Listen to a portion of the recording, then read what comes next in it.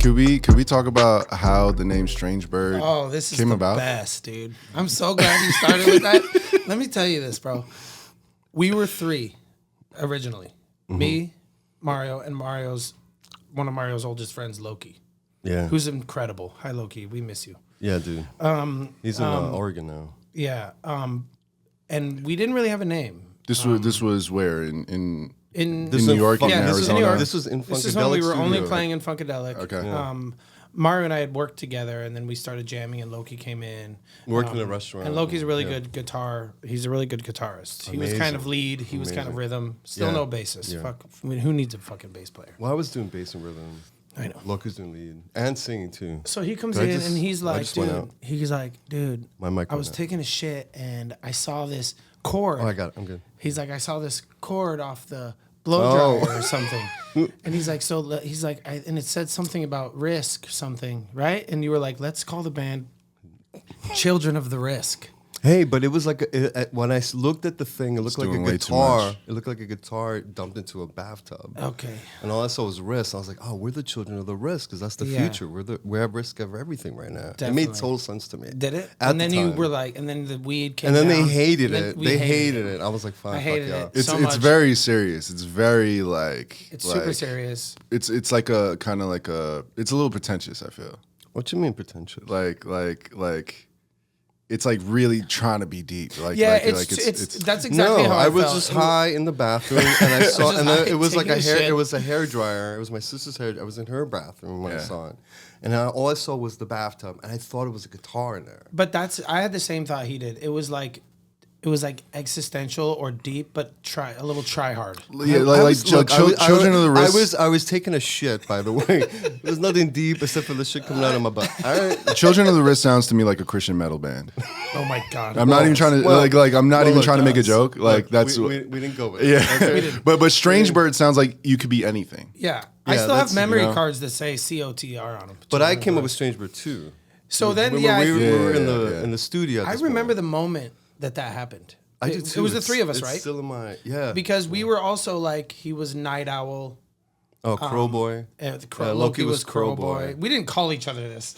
No, so you well, know. me and Loki and I did. There was our like secret like superhero names. Okay, but and then I think I was like, I don't know, something. Seagull. That's on theme. Because That's I on was theme. California. Seagull. Seagull, yeah. Oh man, why California? I thought you were from Arizona. I lived there. I lived there when I was younger, Okay. before Arizona, and I hated living in Arizona, and I didn't like saying I was from there. So for a long time, I was like, I'm from California, also Arizona, but I'm from California. And now in my older years and my maturity, I've decided I lived in Arizona a lot longer than I lived in California. Okay. But I did live in Southern California, and I love it, and I've lived there since. Okay. So the only bird that made sense, The seagull. it should have been like a cactus wren. But it ended up being a seagull. Seagull. Like But if it then was if you were from New York, you'd be pigeon. Yeah, pigeon. Boy. Yeah, Yeah, Pigeon, we were almost pigeon we were kid. almost odd pigeons. Remember? Well, we've joked But that was about later. That was we've like joked later. about Yeah, well- Strangebird being different names, but and I remember that we had those birds, and then one of us said Strangebird. You did? Yeah, because we were like, I opened the book up and I saw one word, strange, and the next thing was like a picture of a bird, and it was like, oh, Strangebird, yeah, Dude, and I remember being like, that's it. Like I remember that I was like, that's the name. yeah. And then he came up with the empty head logo, which is super sick because he's got the empty head logo, which is like a bird from a 3/4 angle from the back. Yeah. And then what we were doing is filling it. He would fill it with artwork for each song, so it could always change. Yeah. But you could see without seeing the Strangebird written out, you'd see the empty head and know. Well, it was a guitar Strangebird. shape too. So It was was, like yeah. and then like the beak was like the road ahead. Sorry. You're a Existential. painter. So Fine. the I like don't know what's going on like in your is there like a flagship bird like is that what you're talking about? Like is there like a logo bird Yeah. that you have? Yeah. And is Yeah. it and it's like an amalgam of things. It's like like you said, it has like a different beak. It came than- out of Mario's head, so okay. it's probably got lots of meanings and Okay. things. To Like what kind to of me, bird it's is the it? back of a bird head. What kind of bird is it? The first I don't think it is a real bird. or is it multiple birds? It's just you haven't seen them. Did that's you why. model it after a bird, a real bird? No, remember the first show? I drew the first one, It was literally this small. Yeah, I'm just wondering though. Were you like, And, like, I had to, like, were you blow like, it I'm gonna up. draw a pigeon or an owl or a No, fucking I was just cardinal? like Strangebird. What's the Strangebird? It was just, and and my it hand is. just went. It doesn't and drew really. it. It doesn't look like any kind of. Do you have a picture of it somewhere? Yeah. Yeah, it's pretty cool, and it's on all of our. It's on all of our albums. It's pretty rad, and I like that it's called Empty Head. And actually, we're supposed to be getting the tattoo of it. When we finished the album, yeah. Oh, is that the Oh, that's reward? dope. Yeah, man. That's my Matching first tats, tattoo. bro. It's gonna be my first tattoo. That's sick. I'm saving the space right here. Oh, I'm doing the rest. It's gonna go right here. It's going right here for me, so I can just see it whenever I'm. You have a blank canvas. I'm a little baby. full. Yeah, baby. Come on, bro. But yeah, man, That's it was dope. I remember being like, that's the name. So I mean, we kind like could you like in detail like there was a book like what was the setting, what was the situation like you you taking a shit and reading a book or like No, were you, he has like- he's like got a you were- book. Oh, I was taking He's a probably shit. got the book We were with in him the too. studio rehearsing. I pulled my pants down, took a shit. On the floor. No, he's always writing in books. right? Yeah, I have seen this. Okay, So that's the Empty Head. See, it doesn't really look like any. but it's like it's like almost the like a because human bird. it's like the back of a bird. Yeah, that's what I was saying. Like a 3/4 angle from the back. This does. I mean, what is? It does remind me of like, isn't there? Acoustic I don't know. guitar. I'm not like equipped to know what kind of You're not a bird. bird? You don't know what But I birds? feel like there's a cartoon that like has like of a bird that has like from back in the day, like Cartoon Oh, I Network kind or of like know what you're talking about. What bird is that? I don't know. You're it has older like a than both of us. long beak. Like Woody Woodpecker. Oh, it does kind of look like Woody Hmm? Woodpecker. Do you think that's subconsciously what you were drawing? I used to watch that as a kid. So did I. Like seriously. Yeah. But see, so like every other one has like, it's a little See, different. is that one done? So that's done. That one says done in it. That's This Superman. is like Hey Superman. Yeah. You know, so it's like a Oh bunch. wow. So they can be done for each song. So Yeah. we were like on the street. Remember we were in Soho. We were doing like selling print. I was selling prints. Yeah, I was yeah. selling photography. Yeah, when we did that, when we were and I selling. used to just yeah. sit there and just have like a book of just Oh, that's all the cool. heads, you Yeah. know, like we just draw them out. Yeah, man. That's cool. Yeah, that's the logo without the words. Right, Empty Head. Empty And Head. you came up with Empty Head. You're like empty. No, I was really? Like, I yeah. thought you did. No, that was you, man. Oh wow, cool. I'm so good. I think Yeah, it's funny it's that like the bird is perfect. always faced away from you. That's an interesting like theme. Because in painting, it's like there's like whatever direction you're looking at. If you look at a painting, if someone's looking to the left, that's the past. Mm-hmm. But if you're looking to the right, it's the future. Why? So that's why the bird is always because you read left to right. I learn new things In about Western, our band in Western, all the time. Yeah. yeah. So I always thought like, yeah, I've done paintings back. I'm like, no, this looks wrong. But that one, like, Oh, weird. He's looking to the future I didn't know that. because this is our future. You know, like this is what we're building. Yeah. Yeah, bro. Yeah, Word. Oh, these are cool, dude. yeah. But a lot of those are drawn on the street. Oh my god, I feel like I haven't even seen all these. Dude, I found the book again too. Ah, fuck. He's always got like a book that he's writing in. He's got songs and I want to get it on the album somehow, like in the album art. Oh, I have that with me actually. Yeah, Yeah.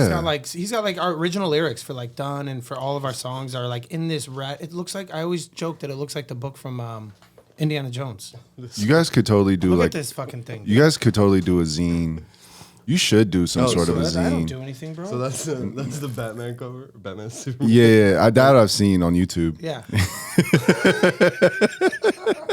Bro, that's not fucking common knowledge, okay?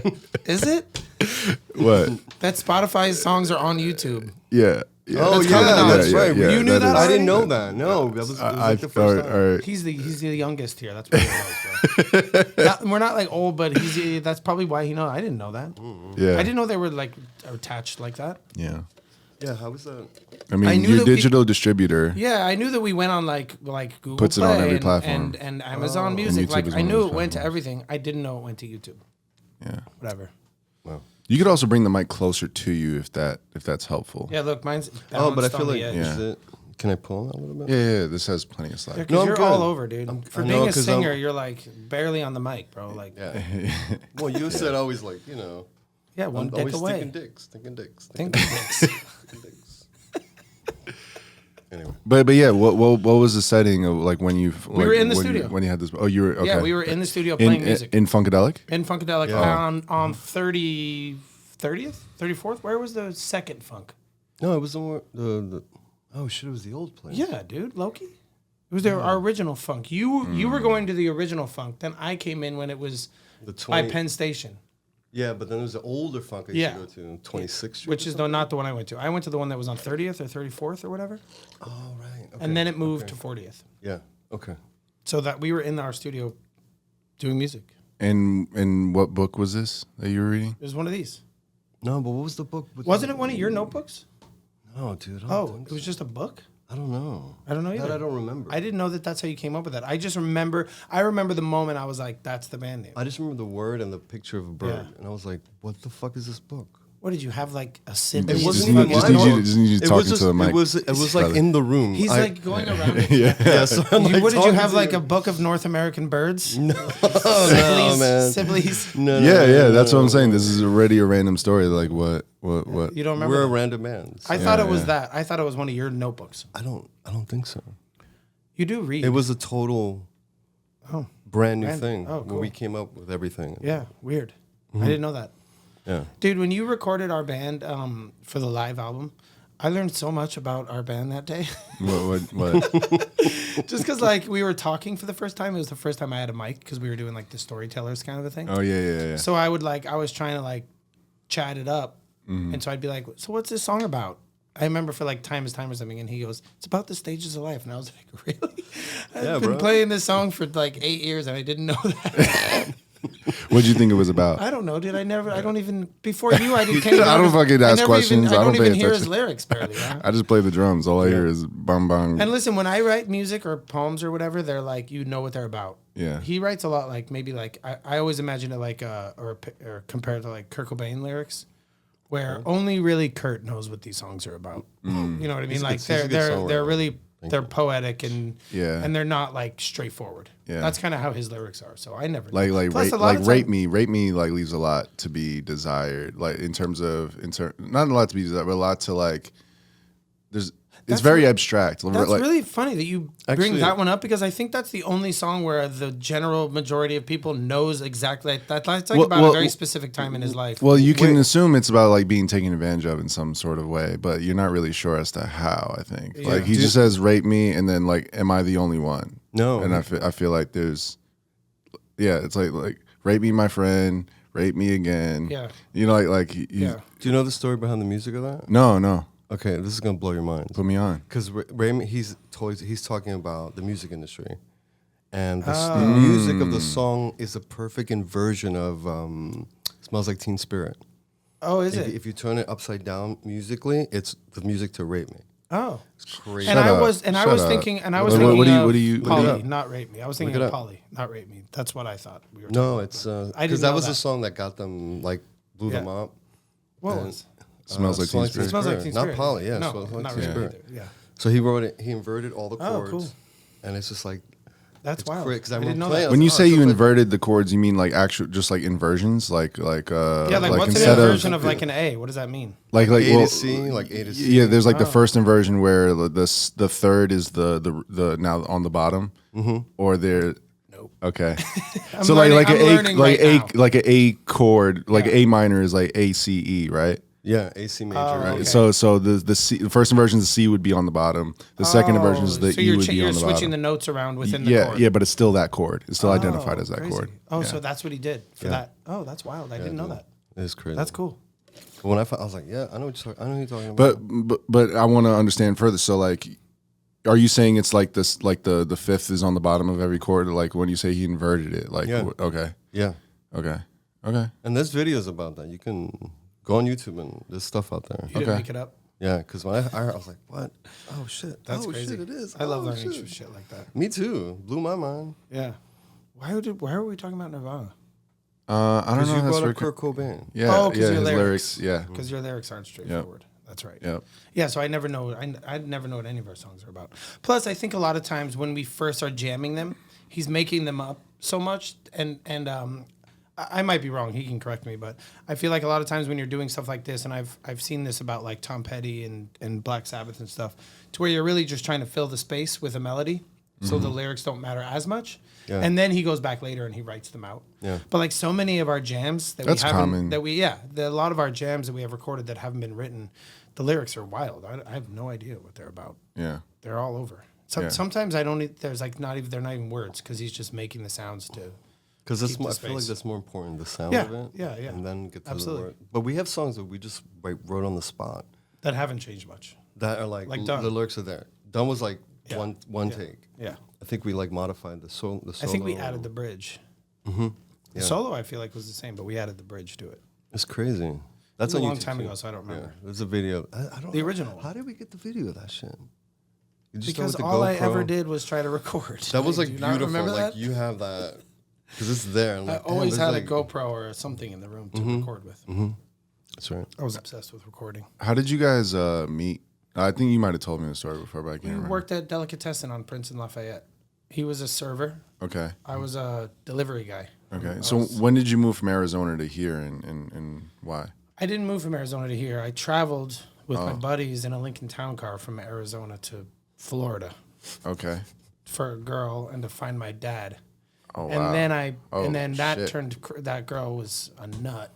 Is this? All right. I feel like there's a lot of story No, here. that was if you're, Anya. if you're willing to unpack Oh, this. before? Is this before? I met this girl named Anya. I was in saying letters. Arizona. You don't have to say names. I was trying to protect the wicked. Fine. I don't care.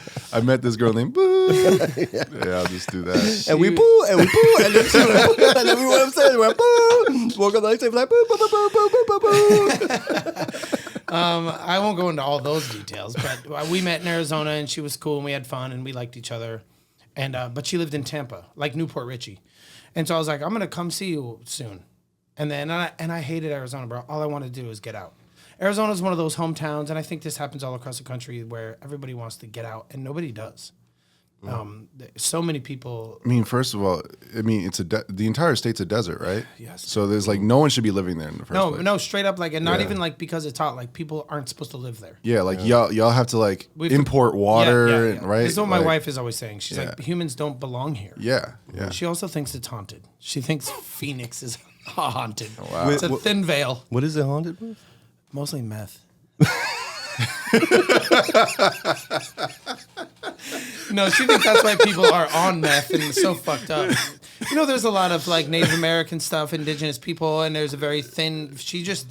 This hit her a while back. We were there, and she was like, "I figured out what's wrong with Arizona and its people. It's haunted." She might be right. So I was there, and and then I really wanted to travel. I wanted to I always imagined having converting a school bus. When I was in 8th grade, I was like, let's convert a school bus and travel the country. And my mom had gone across the country with my dad when they were young, before us kids, on a motorcycle. And it took them 3 or 4 months or something like that. Oh wow. And I thought it was the coolest story. They'd eat peanut butter and jelly sandwiches at rest stops and sleep on the side of the road and shit like that. And I thought it was the coolest thing ever. Wow. So I really wanted to. So my buddy had a Lincoln Town Car, and we were trying to get out of there, and it was broken. And my mom was just really, my mom was like, get out of here then. If you want to go, go. Don't chicken out. Do it. Mm-hmm. And My mom would not have that advice. My mom would be I was like, also getting, "What are you doing, dude? I was getting in so much trouble. Okay. I was fucking up all over. I was in and out of jail and court. I was on probation for my entire teenage years. It was wild. Oh wow. Yeah, so my mom was like, just go if that's what you need to do. And I was like, we were about 20 or 21 then, me and my buddies. And she gave me, I think her friend gave me $100 to fix the car. She's like, don't use that as an excuse. Go fix the car. So we got it fixed. Then we went to my buddy Brandon's house. And we were like, let's go, man. Come with us. We're going to go fucking drive across the country. Come with us. What was wrong with the car that $100 could fix it? I don't know, dude. I don't remember. Back in the day? This is back in the day, though. Yeah, but This is a long still. time. And it was a Lincoln Town Car from the 70s or 80s or some shit. Yeah, I don't yeah. know, dude. I have no idea. And Even then, I feel like $100 is not that much money to fix some major shit. I don't know. And it got us all the way across the country and back. Wow. So I have no idea. Yeah. Who knows? But I was trying to be in a band called Someday at the time. Show them the tattoo. Right. Not a great name. I think we've talked about it. Yeah. We did. Yeah. So, That's right. so there was me and my buddy Adam and Brandon. I went to Brandon's house. He was like, no, I can't do that. So we drank some beers and we played as a band for the first time. We jammed out in his house. Adam and I went and got in the Lincoln Town Car and we're pulling out. And Brandon comes running out. He's like, I'll come. He had a suitcase. He's like, let's go. It was straight out of a movie. I'll never forget. And he just jumped in. He just left everything behind. Quit his job, did everything. Just came with us. Oh, wow. Just on a whim. And then it took us 3 months to get all the way to Florida from Arizona. It was fun. So I mean, did he have money saved up? Like, No. so what do you like on a road trip? Yeah. Like, what does one do for money? I can't get into that legally. Yeah, I don't know this story either. Yeah, you do. I do? There's a theater thing that we did, but I'm still scared of it. And Is it the theater story? Yeah, and I mean, statute of limitations, right? I don't know. It's only I been don't know. like 6 months, I still 7 have years? nightmares, dude. I don't need anybody knocking on my door taking me away from my family. Okay. But we had a way to get money, and it wasn't all the way legal, I'm sure. Okay. We didn't hurt anybody. Nobody was put in harm, and it was kind of a Robin Hood situation. We were taking from the rich and giving to the poor. Okay. Okay. But it got us across the country a bunch of times. So Okay. let's just say if you return a ticket stub, they give you your money back. Yeah. So we returned a few stubs here and there sometimes. Okay. Okay. Anyway, so then I met that girl, and then that girl turned out crazy, and I went from Tampa, and my buddies left and went back to Arizona because they were assholes, and I went to Miami by myself, where I met a girl that I was with for 7 years. Mm-hmm. And we traveled across the country a bunch of times, lived back in California, came back to Connecticut, lived in Connecticut for a while. And then... And where did the whole Find My Dad part of the story start? Was it like before you left? Like, was that Yeah, the intent? yeah, he left when I was 4, and I always wanted to find him. Word. We'd never heard from him. He fell off the face of the earth. And you got some sort of intel that he was in Florida? No, he was in Virginia, and that's where he was from. And I didn't know for sure that he was there, but I knew that that's where he was from, and I know he had family there. So the girls in Florida, that's kind of close to Virginia. And when I was at her house, I made a ton of phone calls and found him. Okay. And made a phone and talked to him on the phone. It was wild. How was that? It was crazy. I literally was calling people like, "Do you know a Melissa?" And I was like talking about my mom and her maiden name, and until I found him. And I called all of his name, and none of them were him. So then I called my mom. I said, "Does he have relatives? Like, what's my uncle's name? What's his brother's name?" She told me there was 9 of him, and the last one was his brother. Mm-hmm. The very last one on the list. After that, I was probably like gonna give up. But it was the last one, so I made that call, and it was him, and I called my dad, and he was tripping. It was weird. It was a weird moment. I remember it. It was strange. Do you feel like it provided any sort of closure? Do you feel like you regret? No. I think it's great, and he's part of my life now. Oh, and actually, really crazy shit happened after that. My sister traveled with me at one point and came and met him, and then he ended up going to my wedding. Mm-hmm. And reconnecting with my mom and my aunts and uncles because they were all really close when we were little and before we were all born, me and all my cousins and stuff. They would like all live together and party and hang out and everything. They were like urban cowboys in like the 70s and 80s or whatever, like in Tahoe. What's an urban cowboy?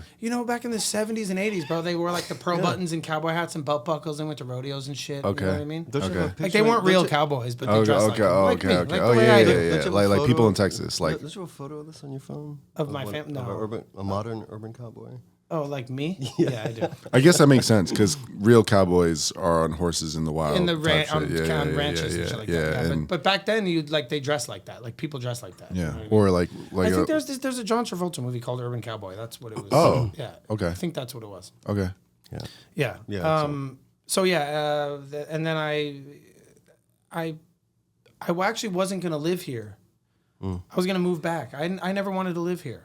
In New York or New Jersey, I thought I'd always end up in Southern California. And then our restaurant that we worked at opened a place called Mac Bar, which had 12 kinds of mac and cheese, and it was strictly mac and cheese. Teeny tiny little joint attached to our restaurant. Yeah. And the manager, I was about to move. Like I was a month away from. We did our year, and we did a year on each coast, my ex and I, because we were both from each coast. So I did the year, and we were about to go back to Cali. And then our manager offered me a management position, which in that time, I was still fucking up. It was like a huge opportunity that this guy was giving me. So we ended up staying. And then I ended up living here in New York. And then I met my now wife. That was a really long... But how did you end up from Florida to New York? I'm not making that connection. Because once I met the Connecticut girl in Miami... Yeah. We decided we wanted to just be traveling hobo partiers. And we said, let's just live on each coast every year. So we we traveled for almost 2 years without settling down. Just we lived in Vegas, we lived in Arizona, we lived in California, we lived here. And where are you staying? Like family, friends, hostels, wow. Wherever. Wow. Yeah, there was times we'd sleep on the beach or whatever. Wow. Yeah. Nice. That's nuts. It was cool, dude. It was really cool. I saw most of the United States that way. Yeah. Traveling back and forth. And I didn't drive. And I'm sure you see a lot of random things. Oh, dude, it was wild, dude. Yeah, it was very cool. And we really had a Did it ever get scary at certain points of like, or did you always feel safe? when I was traveling, for the most part, I felt safe. I've had scarier times living in Arizona, being the crazy kid that I was. We had gnarly times there that were a lot scarier than times on the road. Not really. You know, I had an attitude of like not giving a fuck. So nothing's really that scary when there's already no consequence and you don't care what happens. It's kind of hard to be scared when you don't really give a shit about anything. Yeah. So you ended up in New York just kind of like because you were traveling. So like kind of on a whim. Yeah. And what you started working at this place just to make some money. It was just like temporary. Yeah. We were living here and I knew we got an apartment in Brooklyn and we knew we were going to be here for at least a year. So we weren't going to like homeless it. You know, we wanted to get an apartment and do the whole thing. Okay. And we were in a hotel in Connecticut, like struggling. And our buddy who lived here. We're in Connecticut. Danbury. Okay. Danbury. I went to college for a few years at Sacred Heart in Fairfield. Oh, cool. Yeah. Okay. So you know Danbury, Ridgefield area? I've been to every one of those towns at some point. Yeah. I feel I had an ex who lived in Milford. Okay, yeah, it's over there. You know, traveled to New Haven just to go to bars and shit. Yeah. So we were there too for a while. I just ended up staying here for a job that never even panned out, and then stayed, and then my buddy Jack, I met a guy named Jack who moved here too. We worked at the same restaurant, and him and I and my ex, it was a wild 3 years, bro. It was just a lot of really crazy partying, like intense. Yeah. And I was still going to move back. And I actually did move back to California, but I'd already met my now wife. Yeah. And so I couldn't stay there. She also worked at Delicatessen. She did. Yeah. And I just couldn't stay there. It was making me crazy because I was in love with somebody. And I'd let my ex and I had split up. I was falling in love with this new person. And I was like, I have to go. And I knew she wasn't going to come out there. So I had to come back here. And now we're married. And now my home is Jersey.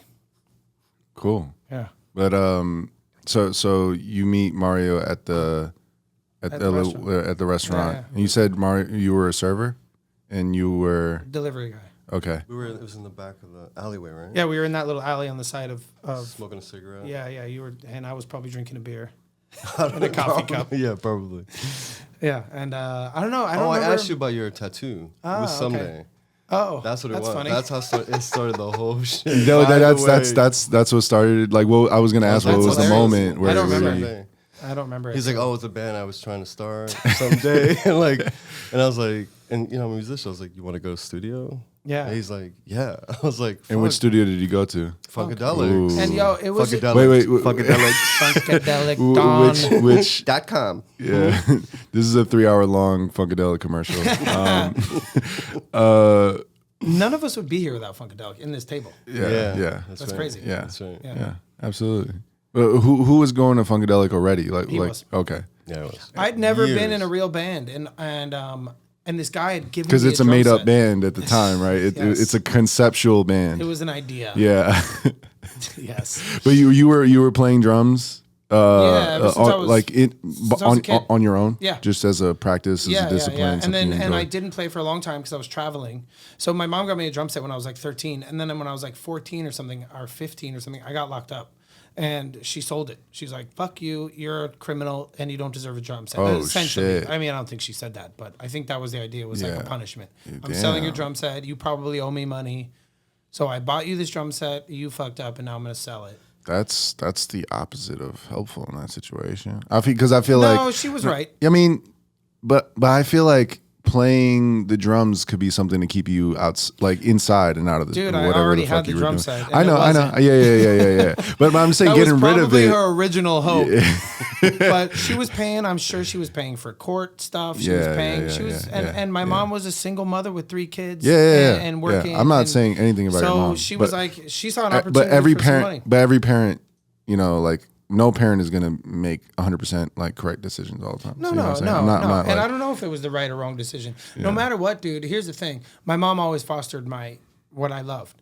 She did not have the money to buy me a drum set, and she did. That's dope. And because of that, I've been playing the drums for like 25 years or something like that. Yeah. So that's to her credit. Yeah. She's always, for all of us, even though my sisters don't have a lot of stuff like that, but when I was into skateboarding, she helped me buy skateboards. When I was taking pictures, she gave me my first camera, and she saw that I had an eye, and she took my film, she developed it, she framed it and matted it, and she gave me these frames, and it was like, this is what you can do.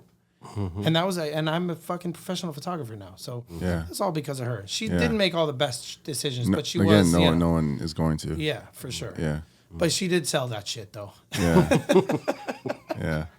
I just feel like coming back out of, like, I mean, you were in juvenile detention or something, so coming back out of that, like, it probably would have been helpful to have something to do in the house, is all I'm saying. Like, you know. Maybe, you're probably right. And I think I was on, I had an ankle bracelet. I wasn't even allowed outside. Damn. Good time to practice. Yeah, probably a lot of practice could have happened then. But then I moved here, and this guy gave me a drum set, like, for free. He's like, you want a drum set? It's the one I still have today. It was wild. Well, yeah, you could find that. I feel like in New York that's possible because, crazy. Like, I couldn't believe it. People can't have drum sets in their apartments and shit. So people... Yeah. So then him and I went and started playing. I mean, you can, but it'll just sit there because your neighbors will complain if you actually play it. Mm-hmm. Do you remember our first time going in the studio? I don't remember. Lucky? No, I don't know. Our first time when we made that decision in the alley to go jam together. Mm-hmm. I'd never done alley. That. Well, there's like a side alley where you'd smoke for behind the restaurant. Okay. Yeah. It was like where you take the trash out to go to the back. But I don't remember our first studio session. It was like a few weeks after. We just like. I remember being outrageously excited because I'd never done anything like that in my life. Because this entire time, I wanted to ask that you were not playing in a, like, you never played with anyone else. You were just by yourself jamming to tracks. Like randomly, if somebody had a guitar and it was at my house or something, but nothing. Or if I went to a house with, I'd be like, "Can I sit on your drums?" And I had like no concept either of like how to play with people. I was doing open mics. I was a singer-songwriter at the time. Yeah, you were writing songs. You had been in a band already. Yeah, that was like years before. Yeah. But then it was like a long time. Yeah. And then it was like, oh, let's. Yeah. Where are you from initially? South Bronx. Oh, hell yeah. He's native, bro. Yeah. Yeah. Okay. And so that's interesting. I mean, especially South Bronx. What's your relation to hip hop? I was there. I love that. Yo, that's he was because he's 50 plus. I was there, yeah, dude. So I mean, when you say you were school there, with like Africa Boombada's cousin Rakia. Boombada, Africa Boombada's cousin. Bambada. Boombada. What we call him, Boombada. That's what they called him. Rakia. Big fucker. I still have a photo of her. Did you really go to school with Africa Bambada? His cousin Rakia. Yeah. But you were there. Like, how old are you right now? 50. Yeah, so they just passed the 50th there. So you were there for the early years. I mean, he was a baby. Like I mean, the first hip hop party they say is what, like 1978, like the Cool Herc. Yeah. 1520 Cedric or whatever. Yeah. That's right. Yeah. I was like 8. No, I was like 4 but I grew up. And it was hip hop everywhere. We had the cardboard on the street. That's so wild. Break dancing. You lived like a movie life, bro. So then that must have. I mean, was it? Then it had to be 74. No, I was born in 74. Yeah. Yeah, but then the 50, because they said the 50th anniversary just passed, right? Like the Cool Herc party. What year was that? Was that 70? Wasn't it 70? Wasn't it 78? I feel like it was 78. But then what are they? Because I thought that was hip hop's birthday. So like then what is the 50th anniversary thing? What are they dating back to? If it's 50, it would be 74. That's what I'm saying. Yeah, 74. Weird. Yeah. It's got to be when those parties were at that address. It has to be. Well, remember they used to have like outdoor. It was like in a 1973. Yeah, it's 1973. Okay. So you weren't I wasn't born yet. Yeah. No. But you were in the womb probably. That shit was. Well, I don't know when your birthday is, but it was August 1973. No, I wasn't born yet. Okay. Yeah, but were you a fetus? No, I was a thought. I was like a bad thought about to happen, about to come into the world. You were like a horny idea. More like a horned idea, but definitely. Yeah. That's cool though, man. It is cool that like I feel like you don't meet a lot of like native New Yorkers living here. Yeah, I've that's always true. thought that was pretty rad. That is you're true. From here. Yeah. Especially like working behind the bar. It's like Yeah. everybody's from like Wisconsin or Kansas and shit. I'm like, what the fuck? And then you hear the New Yorker, you're like, yeah, you're from New York. Okay. So from the New York perspective, so growing up, because I mean we definitely had like a big punk scene here at the same time. You're from here too, right? Yeah, I'm from Queens. Yeah, That's right. Yeah, We did. and like It you know was that all I think like matched. Rick Rubin was like part of that. Like that's where like Rick Rubin kind of like fell in love with hip hop because I think punk shows and hip hop shows would like be happening together. That's how the story goes. No, I just learned that too, which I thought was really, really rad. Yeah. I thought that was cool. And I learned that a lot of the hip hop artists would go play at like punk clubs or white clubs down like in Southern Actually, Manhattan. it was a lot of basement parties. Oh yeah. Yeah. A lot of basement I parties. think it's cool that they were together because I feel like, and I might be wrong, but I feel like punk and hip hop after that kind of separated a little bit. And there wasn't a lot of it happening, and it was much more separate. And I feel like now it's coming back together too. Like when I want to listen to think like, I don't know. That's kind of how I don't felt. think culturally. Maybe not in New York, but where I'm from, there was no crossover. You listen to hip hop, and I see New York. and you everything weren't white, blended. or you listened to like rock and roll and punk rock, and you were a white guy, and like had a skateboard. Like there was no in Arizona. There was no. It was more of a rivalry. Yeah. Oh, It shit. wasn't like that where I was from. But I would- maybe I in would- New York, I bet you. But But I would so assume in don't- South Bronx you were probably surrounded by hip hop. you had to have been. Yeah, I was. And so how did you get into rock music and how did you like start to seek that out or were you Oh shit. I mean I've gone in and out of phases myself like and I'm sure we all have where we're like you know you have what the music you grow up on in your household and then you have the music your friends put you onto and that was really my introduction to hip hop was like my friends being like yo why don't you watch MTV like stop watching VH1 Oh, this and I'm like all right Yeah, but I'll give this a try Before MTV, before VH1, it was like nothing. We had like boom boxes, little boom boxes. Yeah. And we would record. I used to record DJ Red Alert's midnight show. So I'd have a cassette of that, and then there was another guy, and we would trade the tapes, and that's how we learned about hip hop. It was crazy. It was just like a street share. and like Yeah, DJ that's- Hollywood was also one I think Wasn't it Frankie? What's that guy's name? Fab Five Freddy? Yeah, Freddie? that's one of them. I don't know about Hollywood, but I grew up.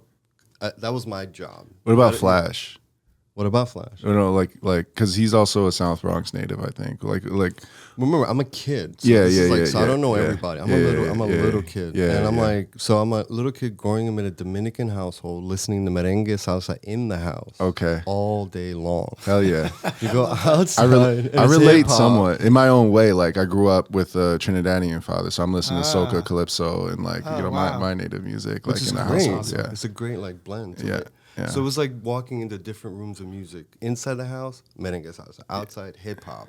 And then I was studying classical piano, so I would walk through gang like streets and like to get to my piano teacher. I was like a little kid, like 7, and like fucking learning how to play piano.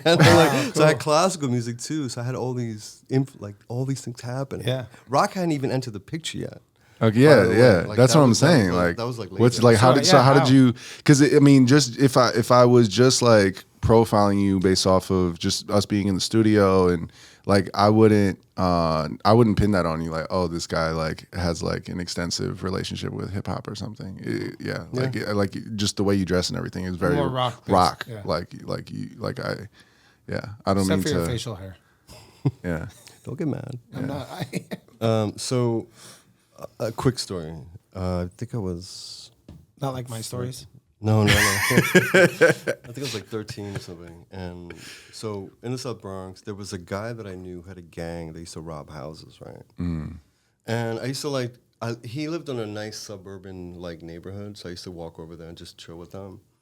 And we used to get cigarettes at this bar next to this like a cigar shop on Morrison Ave on the 6th train. And I remember just hanging out one day outside smoking a cigarette. I'm like 13 smoking cigarettes. Fucking A. The fuck? But that's real. Like that's what the climate was. I'm sure you weren't the only one. Right. Well, everybody was. Yeah, exactly. But I remember him, his name was Chris. I don't know his last name. But so he's the leader of this fucking crazy gang, right? And he's like, hey, come into my apartment, house for a second. I'm like, all right. Because we talk, we shoot the shit about music. Yeah. And he, I told you this maybe once. I never told anybody this story. He pulls out this little white shoebox. And he's like, you want to hear something crazy? I'm like, yeah. He's like, all right. And he takes out this tape, puts it in this boombox. He's like, listen, don't tell any of those motherfuckers out there what you're about to hear. I was like, all right. How old was this dude? How much older was this dude than you? 15. This can go in 15. any So he was direction. still a This kid. can go in Yeah, any he was a direction. teenager. Yeah. This can go any direction. I know. You don't, it could be so weird. No, it's not a rape story. I wasn't necessarily gonna go there. And then his finger went like this. And then my finger went like that. And then we were like... Okay, so he popped in a tape. And that's the first time I heard like rock music. What did he put on? Do you remember? King Crimson. Oh shit! That's wild, dude. Yeah. And you'd not really heard rock and roll, like even out in the you hadn't been exposed to it that much at all, like just being out in a car or on the radio or at a store. No, because remember we were always in the street listening. Yeah. Hip hop was being played like everywhere. Yeah. So it was a mixture of Spanish music and hip hop. Yeah. So was he like a closet rock fan? Yeah. Is that why he's like, And don't tell he nobody? Had like I remember he had the black T-shirt with the fucking those gray jeans, like those weird gray jeans, and the fucking black like skater shoes. So he wasn't. So he was. But he had his gang, and they did their thing. But they listened to hip hop, And they couldn't know that hip-hop. he was listening to. To fucking King Crimson. And when he put it on, were you like, wow? Yeah, that shit blew Were my you like, turn that fucking mind. shit off, motherfucker? No, motherfucker. I was like, what the fuck is this? Really? What was the King Every Crimson time- song? Oh shit. God, That's wild, dude. I love those movie moments like that. Dude. I haven't That's thought crazy. about this Yeah. in so long. But are they? I always call them movie moments, but the movies were written based on people's those. lives and Yeah, shit? so they're not really. They're just real life moments. But Yeah.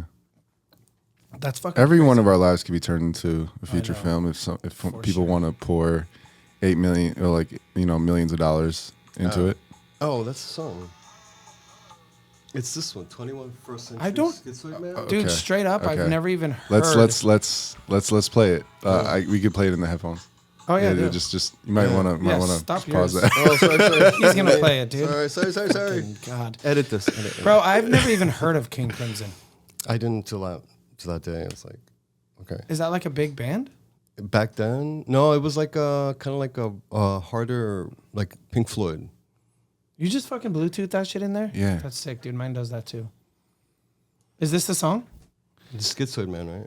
Yeah. Dude, I'm imagining the whole scene right now where you're in this, like, I imagine this house kind of dark with, like, the shades pulled, like an apartment. No, Yeah. it was bright. It was. Damn bright. it, dude. Come on. I have a vision. Don't Yo, do this it. is crazy. Someone's like, if someone just already like prefaces this by saying like, "Yo, don't tell them what you're about to hear," Right? And then this plays. and then And the I'm thinking you of don't need. little It's not like you hear a 13-year-old guitar right out the gate. You're hearing like a scene being. Yeah. Yeah, that's wild. But You're like, it's not so wild during hip hop because they use samples and like. Oh, did so they? I was like, oh, let me okay. hear this shit. That's why Let me see this album it wasn't crazy. But then it was like, What the fuck? Did he show you that? no, he just put it in. I was like, It's on a cassette. Like, yeah. This is pretty wild, dude. Thank you, Chris. Oh, I wasn't expecting that. When that shit came on, it was like, what? Whoa. Wow. like Black Sabbath, a little. Oh, wild. You should cover this. You want to do a cover this? Oh, I got right? chills, oh bro. no! That'd be This dope. is for a century. That's the Yeah. Kanye. Oh, it's a sample. Kanye sampled this for Power. Okay. Yeah. Wow. The drums are crazy. Yeah. This is a full-on song. Like, I hadn't even heard Black Sabbath yet, so I'm like, I heard this before them. It's been like only Phil's. That's crazy.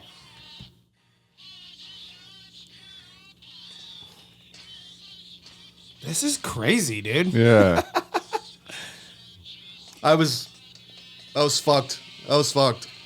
Life changing. Like, I couldn't go back to my old ways. I was like, It was one of those like you hear about people like first time I heard Elvis, first time I heard the Stones, first time I heard the Beatles. This changed your shit. well, I only have 2 memories like that. This one and the first time I heard Jimi Hendrix. Oh, really? High school bathroom, my friend Ethan Jones, thank you. But you were listening to rock at this point because of this. But I hadn't heard Jimi Hendrix you hadn't yet. heard Jimi Hendrix So yet. then he had it. I could hear it through his like. Remember those shitty headphones with the orange cover? 100%. With the sponge? Like from a Walkman. Yeah, it was a Walkman. Yeah. And he's sitting in and I walk into the bathroom. I'm like, you could hear it because it's bleeding out. And I'm like, what the fuck is that, man? And he's like, oh, here. And it's like, what's that song? All Along the Watchtower? Yeah. That was like the first. Yeah. I was like, who the fuck is this guy? Wow.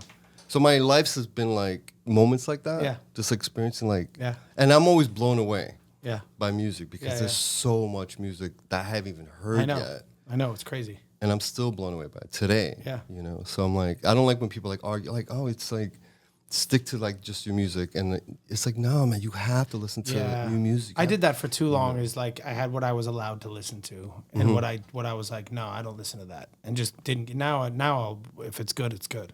Right. There's a lot. I had a when I first heard punk, it was like that. What was I your remember the first- moment. What was your first punk?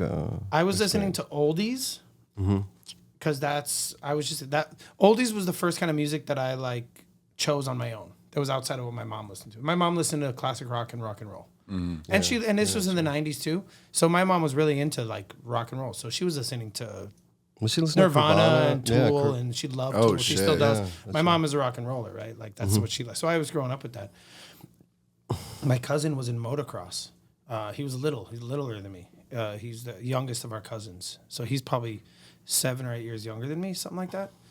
And we were all at our summer. We were doing a summer vacation in California. My whole family does one every year, and my aunt was really like protective of my cousin. So like he was allowed to listen to music, and there was stuff he wasn't allowed to listen to. And she was religious, not like crazy religious, but like religious. And he had won. He was really good at motocross, so he'd win shit all the time. And in one of his like prize baskets or something, there was a cassette tape. There was a Fat Records tape, which is Fat Mike's label from NoFX. Right. And he would have it was a Fat Records compilations, and she was like, "Do you want this tape? Tate can't be listening to this." I was in Oceanside, California. I was laying on the couch and I popped that same thing, dude. I put that tape on in punk rock, and my brain exploded, dude. I couldn't believe what I was hearing. And the same thing, I was like, punk rock, like. Yeah. And I know it wasn't like this is the '90s. It was like skate punk. What song came on? It was almost a turn of when punk went from like New York '80s, like late '80s punk, like Bad Brains and shit like that, the older stuff, to this like '90s kind of skate punk. To where on some of these comps you had some of the older stuff and this kind of newer style of punk. That's cool. So it was like NoFX, Rancid, Meloncolin, Lagwagon, Tilt, Bracket, all these bands. It was High Standard. Was the first song on this album. By who? The band is called High Standard, a Japanese punk band. Okay. Ooh, And they were doing California Dreamin'. Well, are we gonna hear this? I think that's the first. yeah. I think that was the first song on the album. I think. That's amazing. It sounds weird now that I'm saying it that would be the first song on the album. If you find Fat Records, Survival of the Fattest, whatever song was the first one on that album, I popped the tape in, and that was the I want first to song hear that this came out. Japanese punk band. Though. They're pretty good. And they did a fucking cool version of. And this whole tape, dude. When I listen to that album, still the nostalgia that this one album brings me back to is crazy. That's dope. California Dreaming, High Standard is the first song. Yeah. Oh shit! Getting my way. Same thing. Little foam headphones. Yeah. Cassette see? tape. In Oceanside and mind blown. You don't have a bottle open, do you? No. If you have a lighter, I can open it. Oh, I have. If you have a light, I can open it. I don't smoke. Oh, you don't smoke regular tobacco anymore. I could do it with a key. And it still took me. Wow. Yep. I put this on and I was like, Whoa. Oh, California Dreamin', right? Yeah, California Dreamin'. California Dreamin', yeah. So, This brings back memories already, dude.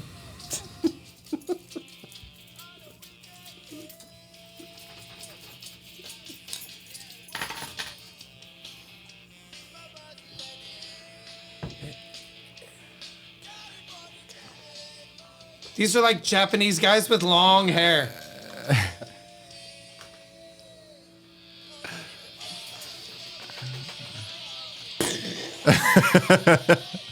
I was like, immediate love. is it? That's so That's so 90s.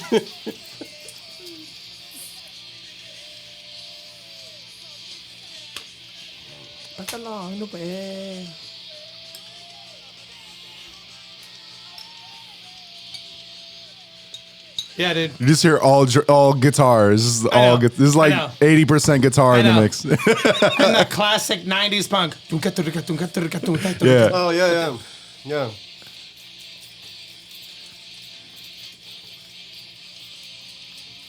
But listen to the breakdown. A little sped right up. here? It's like a sped up Metallica, too. Oh. Nice.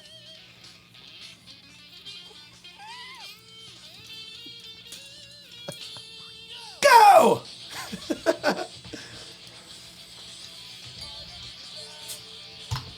You got it? Wow. Life changing. Yeah. I was a drummer, dude, and that drum. Yeah. That's like the punk beat. That's your go-to, isn't it? No, I just learned how to play that. It's hard to do, dude. It's fast. I could do it on double bass pedal, but I think that was mind blowing to me, dude.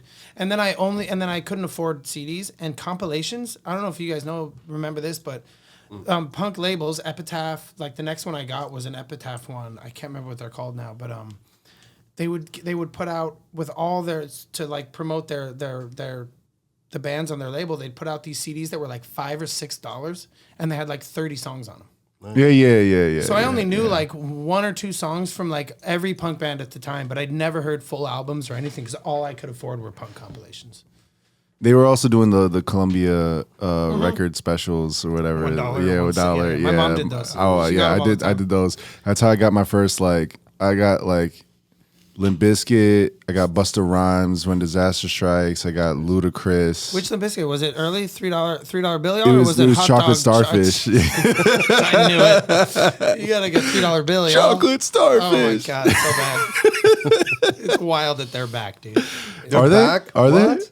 Are you guys fucking kidding me? No. Right now? They're fully back with like came- a bigger fan base than ever. They came back for the cookie? And he for the nookie, dude. Whatever, dude. Jesus Christ. It's not even the phrase. He did it It's all. like I did it all for the nookie. Yeah. Yeah. So, yeah, he's got like full white hair and it's and like so the whole he's tour was really he's actually Limp Bizkit now. Is it like for sure, dude. But he's doing like weird shows and What's like, the guitarist name again? Is he still in it? The guy with the face paint? monkey or head? Monkey head? No, it was head of monkey? it was one of those. I guarantee it. I And his name was Wes Wes, yes. Wes. something. Is it the one with the weird eyes? Yeah. I want to say like Wes Borland. Yes, it is Wes. Is it Borland. right? Okay, Absolutely, okay, yeah. okay, Mhm. okay. And yeah, he plays bass and he's got the crazy eyes and he dresses up weird. I think Yeah, that was him, yeah, right? yeah, But one yeah, of the yeah. band names was like Monkey or something like that. I don't know. Anyways, they're back. I can't There's believe you guys Flea don't know from that. Red Hot Chili Peppers. Yeah, I know that's that. the yeah. Flea is dope. Yeah. I have a preference for Flea too. A lot of people don't, but he used to be a trumpet player. I know. And he was like, oh, I'm a bass player now. Yeah. I was like, oh, so he basically said one day, I just transfer everything I knew from trumpet to the bass. Oh, that's crazy. So for me, it was piano. Like, how do I play piano and guitar? That you brought to guitar. And I was like, how do I? It's like two Yeah. hands. I'm like, oh, I can Yeah. do two different things. That's That's awesome. how I play guitar. Yeah. I'm playing the piano still. Yeah. So love to Flea. That's funny because I'm learning guitar and I was trying to show my buddy Adam this rhythm I'm trying to do, and he's doing it very systematic. And I realized that the way I'm doing it is very like I'm on the drums, That's cool. which See? is what Dave Grohl said he does. He plays his guitar as if it's a percussion instrument. Oh, that's dope. And I realized I was doing because I play like it's very much like on the accents and going with how the song is going instead of just picking a rhythm and sticking with it. But that's how you create a whole new way of playing guitar Yeah, right there. Mm-hmm. That's amazing. You made up a whole new tuning. You want to teach the world? I'm learning guitar. I tried to play an A minor on his guitar, and I'm like, why does this sound like this? He made up. Is it made up? Yeah. There's a story behind that, though. Do you know what's crazy? I showed my buddy that. Who did I show? Chris Perez. I showed him done and All We Are, and he goes, his tuning is different. I was like, yeah, because he fucking made it up. But he could tell by listening to it. But there's a story behind the. Yeah, you broke a string or something, right? Yeah. Well, I was working as a night guard, like a concierge in a building. And this couple came down one day and they had an acoustic, which is at your house, I think. Like the flamenco style acoustic. Yeah. And like, hey, you want this guitar? I was like, yeah, I don't have a guitar. Yeah. And I said to them, I was like, all right, bet, I'm going to write an album with this guitar. Oh, wow.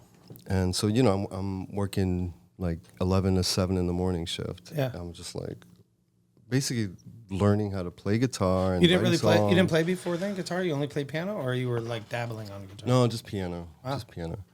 And then this is weird because a string had popped, right? And there's a painting I made of this. Here, I'll show you. Just one last So what? visual reference. Huh. So anyway, so a pop string, I have 5 strings. And then I was like, is that supposed to happen? And I just let it be. And I hated like standard tuning, Yeah. like the E and like, Yeah. I like, it was boring to me because I tried learning a lot of songs and like, I was like, this doesn't feel right. And then I started hearing the music in my head. So I was like, shit, I have to find a way to tune the guitar now with 5 strings and be able to play what's in my head. What do you think informed that? Like, do you think there's anything from your like growing up on Dominican music at all, or like, because I don't think they use a different tuning from us, but from like American Standard tuning. But yeah, what do you think was like informing some of those like? Actually, no, because at the time I was, you know, listening to grunge and everything was like drop D tuning. So I got tired of that. So it was like, what's the progression for me? And the string missing, when I tuned it to the way I heard it in my head, because I didn't understand tunings at the time, and I started playing it, you know, like normal, like, okay, drop D tuning, and then I started like finding chords, because, you know, it's like a piano. You're like, okay, I got to find, where's this go, this go, this go. And I just started finding different sounds from even just playing regular. I was like, oh, this is crazy. This is like weird. So, but if you want like an A minor, what do you do? Do you know where that is? Yeah, I could play A minor, but in that tuning, it sounds like our A minor. So I became like our sound. Well, that's wild. Yeah. You just made up a whole new thing. But it started on that acoustic, on Yeah. like that flamenco, like the song, the whistle song. Yeah. That's from I there. love It's that like, song so much. because I had 5 strings. Like, how do I play this? Oh, this sounds good. Oh, so I Wild. just kept like, you know, fucking with it. Yeah, that's crazy. How does, I mean, as a person, I'm not a guitarist, right? But like, how does a tuning affect you, considering that like you could technically go down the octave, like you could play any note on any string, like at any Yeah. time. So like, how does the like tuning like one string to a different note like affect your like hand placement, or like how you play chords? Are and they stuff? all tuned differently? Are that- all your if you answer his question first, because I'm so confused now on how your guitar works, 4 out of the 5 are tuned different, 4 strings. and you just do it by ear. But And then, you just but, and you but when you it- tune it, you do it by ear because you can't do it by a tuner. No, but I already know how to tune my guitar to my way. Okay, That's what answer when his we question when we now. did I the didn't mean to interrupt. Well, your you could do question, it to a tuner. It's still, you could find the notes unless Oh. you're No, I tuning in can. between the notes. I can, but remember, like when we played that festival, and we had the guitar and the bonfire, and the other guitars were picking it up. I'm like, what the fuck is going on? I'm like, No, but that makes give me sense that, though now. Give me that. I'll just tune it back to your tune. Oh, And that's so And I would just funny. like, here you go, because it's just like, Yeah. it sounded right to me. It wasn't about anything else. Yeah, yeah. Because I didn't, you know, You had a sound. it was just like, oh, this is what's happening, and I'm enjoying this. I didn't mean to interrupt your No, no, question. it's all good. Sorry. Yeah, I was just asking how like changing a string, like changing just one string, affects your hand placement or the chords you can play. Yeah, like I feel like it was a process. It was like learning from scratch. that's what I was just gonna say. It's like you'd have to start learning all over again. I did. So I was writing songs for kids, like that, like Keeping lower them level. really simple. Like Yeah. Twinkle Twinkle Little Star, but in what you're tuning. No, I was writing actual songs, but it was really like, it's like simple. Like, this is gonna be the chord. This is gonna be the chord. Okay. wild. Okay. And then it just had this, particular sound to it, which I enjoyed because it was like a dissonant, Yeah. a little melancholy. Yeah. So coming from like back in Chopin, I was like, oh fuck, this is what I wanted to do on guitar. Yeah. It's Like bring that kind of. It's okay if you don't want to give your secrets away, but I have to ask, what is your tuning? Oh, I couldn't tell you. Okay. No, not Because I because don't know. not because Oh, you don't know. yeah, that's what I was gonna say. know. Not I'm because like, he'd I have to just kill seen you, it. because he doesn't know. I don't know. I know the first string is like D and like that's it. But everything else is like. It's funny because I can't But I can tune any guitar to. because it sounds great. Yeah, like people like I'm not in that. So I like the guy who he's a musician, so he knew, but like I never would have known. I wouldn't have been like, this sounds weird. No, I never would have thought that. Like, there's no way I would have been able to hear that with my ear. Yeah. Right? Like, have you been in the studio being like, No, and I've recorded a lot of people. I've I play some keys. Like I play melodic instruments. I know scales, but I wouldn't say I'm not like a super expert on like music theory. But I know scales. I know how to play sevenths and inversions and stuff. Wow. Like I'm aware. I just don't. I still have to like work on my ear training a bit more for like, oh, that's my relative pitch of like that's a E or that's a whatever. But yeah, crazy? yeah. That's wild. So you every time you get in the studio, you tune to feeling. No, I have my tuning. I know the tuning. So that's what I'm asking. What is your tuning? Oh, I don't know. Well, no. Like I know how to. I know my tuning. I don't know. Like you want the actual like keys of each string. I don't actually know. I just know because it's like, all right, I hit the first string and then everything else I know how to tune it to that first string. But you don't know what the notes are. I know what the notes are, but I don't know the labels. What is the first string tuned to? A D. D. But not always. Sometimes it's E. For like safe house, it's E. Okay. Depends on how And he's feeling. so everything else is tuned based off of like almost like an interval. No, it's everything is always precise to the tuning. But I'm saying you start with one note. You know you have to go and then the second higher, string, higher. the second string is like, okay, if I tune this first string up like a whole step, then I have to tune the second string up a whole step from in relation. Basically, Yeah. You know what I'm saying? And it wasn't the tuning we have now. Before I met you, it was a little different. Yeah. Me? You're Yeah. wearing sunglasses inside. Yeah. It's hard to tell who you're looking at there. It was like it was a little different when it started. Okay. It became what it is. Yeah. Like when we started playing, I was like, oh shit, this is. It was so weird playing in a band with him because, dude, like I said, punk rock and rock and roll and classic rock, but punk rock was like my life. I barely started on hip hop. I listened to it, but not a lot. Country was nowhere to be seen yet. I was like, fuck that music. So I always thought I'd be in like a punk band. And then I started playing with him and it was like dark and weird. Low-key too. But it was just like so far from what I ever imagined the band I'd be in would be in. It was so far. But it was what I wasn't changing anything. It's what we naturally did together. That's why I loved it. I know. was like, you're bringing your thing, I'm bringing my thing. It was immediate. It was immediately unique in its way, and we also, him and I, like I've played with other people. He's played with other people. I want to play with him until I can't play anymore because I don't get the same connection or feeling as when I play with him. Same. There's something about our connection. We will stop at the same time and then continue. And I'm sure other bands can do that. Yeah. But the fact that him and I can be that connected while we play. Yeah. And that our jams were never jammy and meandery. That's because of you, though. Our jams are structured. They're songs, but they're jams, right? You evolved us there, by the way. Because you remember this. You just get on the mic. Oh, sorry. Because we be jamming. singer, We're dude. jamming. Of course, I want 2 dicks. So he would be like, well, this was when it was just you and I. Yeah. Sorry, tell your... No, that was it. No, tell I the just- origin story first with Loki, because there was a whole different Well, yeah. Well, Loki was great, but we were still at that time. We were Loki played. He was guitar too. Oh, so okay. He was Like he lead, was like solo. lead. Yo, so anti-bass, huh?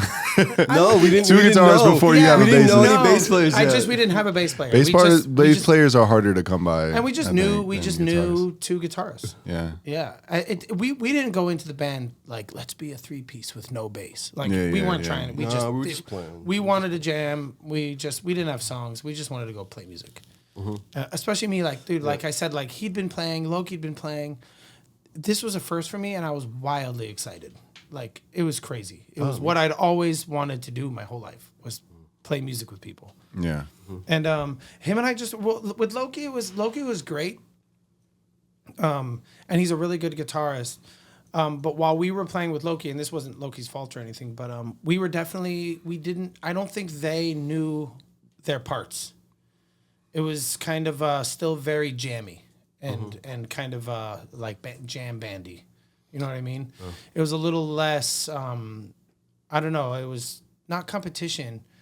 Because one time the three of us played in my living room, and they were both on acoustic, and they were so synced. It was awesome. Oh, but it didn't happen a lot like that, in my mind, in the studio with electric guitars. Yeah. Mind you, this is because, I don't know, he was a guitarist. I don't know why he didn't do it. Dude, they'd plug their fucking guitars in and then not touch anything. Just volume. There was no tuning. There was no EQ. Yeah. There wasn't like drive. It was like pedals and turn it up. Yeah. So it was kind of sloppier. Yeah. Well, remember, it was exciting for me too because I'm like, I get to plug in and play and like, Yeah. that was like really a first for me too. And you weren't like playing with another band and just playing with them. It was your own shit. You got to like do your own shit. Yeah. Yeah. Right. Yeah. Right. And then, really, to be honest, like we just were struggling. Loki was like late a lot, and we were paying for time. It's not like we had our own studio, and it was getting difficult. And I still feel bad, and I'm sure he does. And Loki's probably gonna watch this. I don't see why he Love you, wouldn't.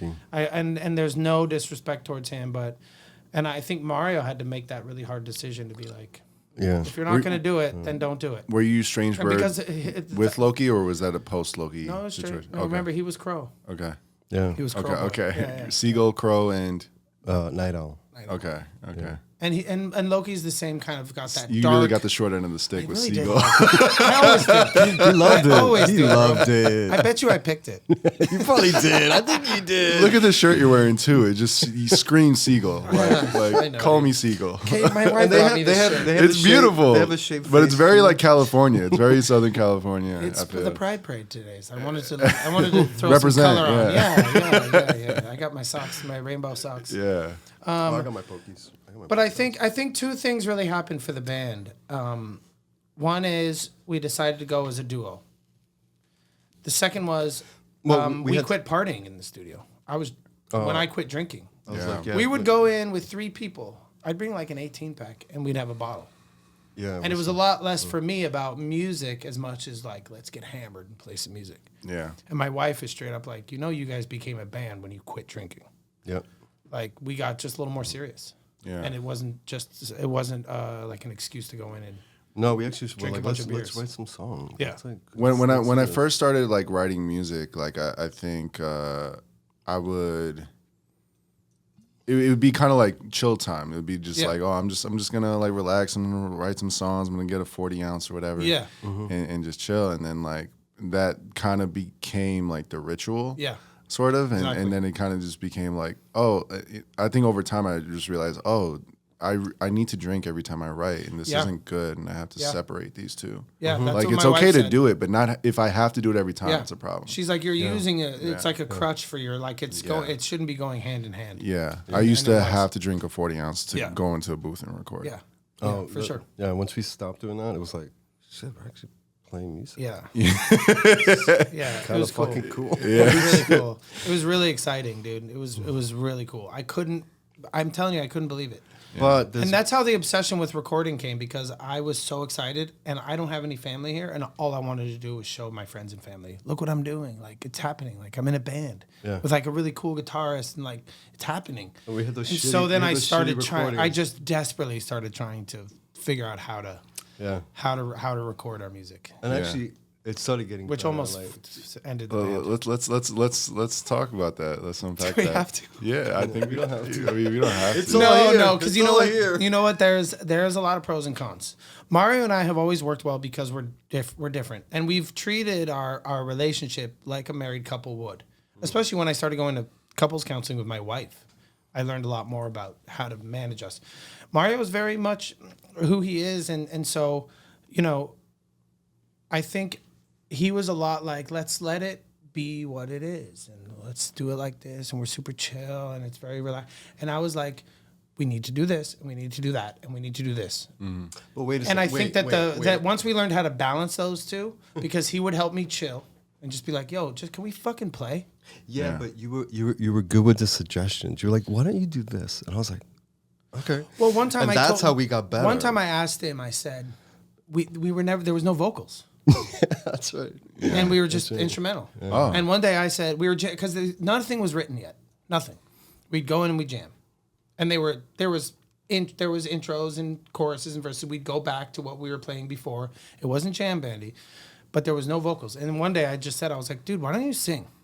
I'm like 20 feet from the mic. I'm like, okay. Yeah. So and that's when they like started becoming songs. Yeah. And that was pretty wild. But then it was like, why don't you think about the ending? And I was like, oh shit. Yeah. Okay.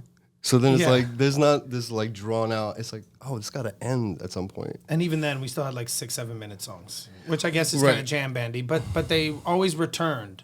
Yeah. The themes were there, the choruses were there, the verses were there. They just went longer than they probably So should. like we were developing our own structure. Yeah. By all of this Yeah. interaction. Yeah. Yeah, it's great. And we did, I think we did balance each other out in our personalities. Mm-hmm. But my big detriment, which I only learned in my recovery and figuring out in recovery, you have step 4 and you have resentments. And Mario was on my resentment list. I was upset with some things. And in learning this, I learned when you do your, most people, unless you're in recovery, you don't know this.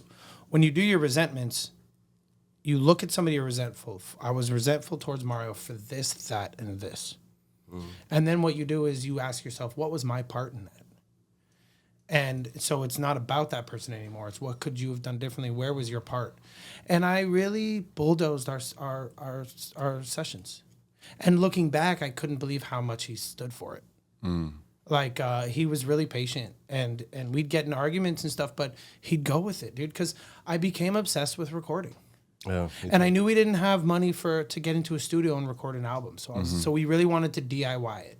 And we had tried to go into a studio and record, and they didn't get what we were trying to do. And I bet you we didn't really know what we were trying to do. But it sounds like your heart was in the right place. Like it Oh, was yeah. out of like a care for No, wanting He, No. the wanted band he to. always wanted a better sound. Yeah, But it became progress. obsessive to where it was interrupting what we were doing. Yeah. I'd go in, Yeah. dude. I'd be like in bed, like we can put this mic and we put it right there. And Oh if my we go God, into this, every we had session. mixers chained, daisy chained, and Yeah. oh my God, bro! I built a vocal box once. You couldn't even see his face. He was like inside of.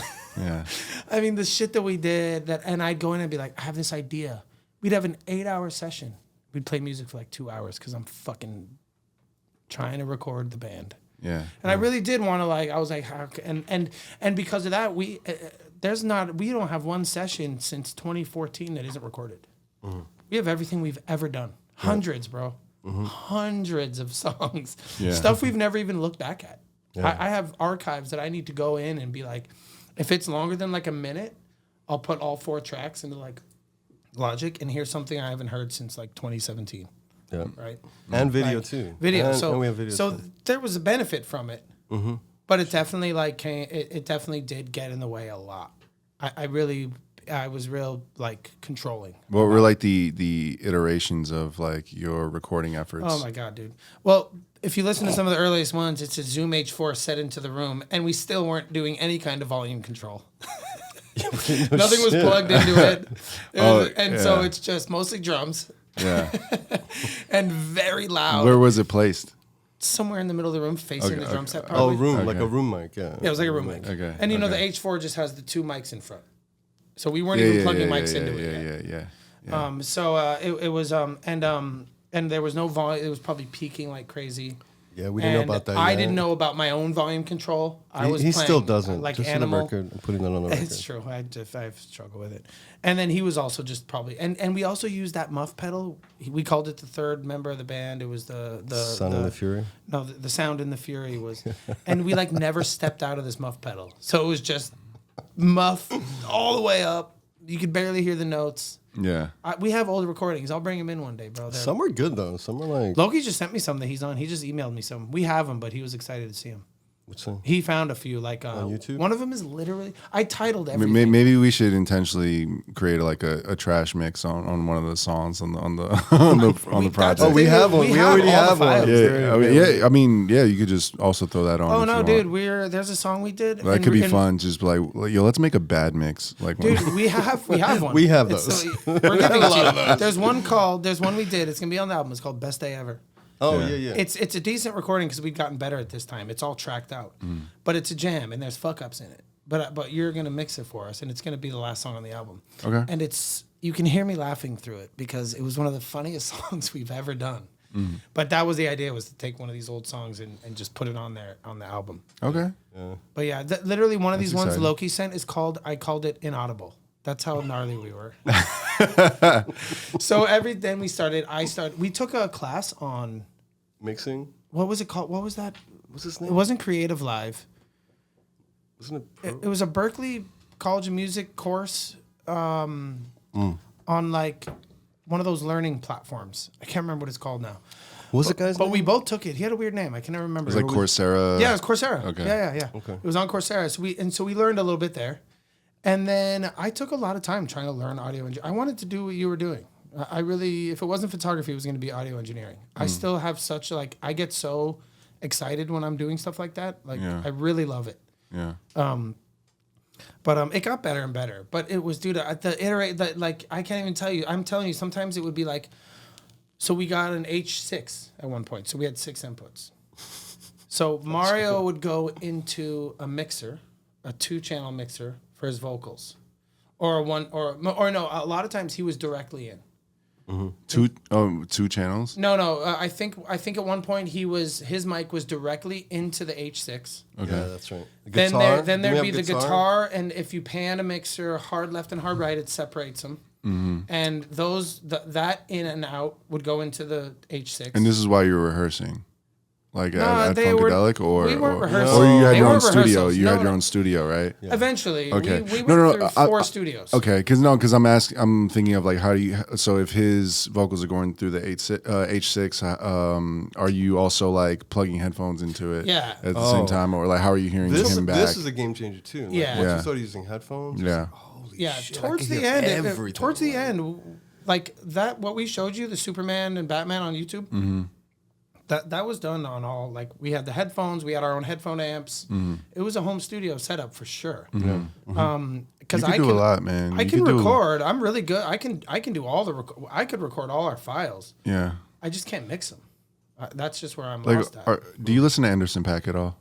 I know of him. I don't listen to Okay. his music a lot. He has this one album called Malibu, and to me, it's a classic, and it's like, it always blows my mind. He says that he recorded that whole album with one broken microphone and like Yeah. a laptop. Yeah. Fuck yeah. Yeah, like drums, like everything. He's a drummer. Like Yeah. I mean, Yeah, he's a drummer, yeah. drummer, singer, rapper. Yeah. Yeah. There's a band called Cowboy Junkies who we both like. And their album, my favorite album, I don't know a lot of their albums, but the one I grew up listening to with my mom was the Trinity Sessions, which was done at a Trinity church. And they all sat around one microphone. Yeah. And that whole album is that. You should listen to it as an engineer. But yeah, how does it sound is my question. Because I know how Malibu sounds, and I'm like, this is, like, it blows my mind. I'm like, I don't think I could. Listen to it sometime. Yeah. They do a couple covers. They do Blue Moon, but there's a song called Misguided Angel that's incredible. And I can't believe it's recorded on one mic. Is Me and the Devil Blues on that album too? No. I don't think so, though. It's got the same vibe too. It's just like It was incredible. And I think that they had some issues. So I think 1 or 2 things was re-recorded on like one song. Like they got in trouble, like because they stayed too long or something. So they had to leave. So they had to add something or something like that. But 90% of that record is done with 4 or 5 members of a band and their instruments, including a drummer, sitting with one mic in the middle, all facing the mic, which is pretty wild. So remind me the name of the. It's the Cowboy Junkies, and it's Trinity Sessions. And one of my favorite songs on there is Misguided Angel. She's also got an incredible voice. Timmons, right? Margot Timmons, maybe? They're sisters. I think it's or a brother, sister. It's a family. But yeah, dude, I really love her. Oh my God, bro. This brings me back, because this reminds me of my mother, man. Listen to her voice, bro. Ooh. You're listening to KS1. X with Surge and Strangebird. That was really good. Brought to you by Topo Chico. If you ain't twisting and liming, you ain't spending a diamond. That was so good.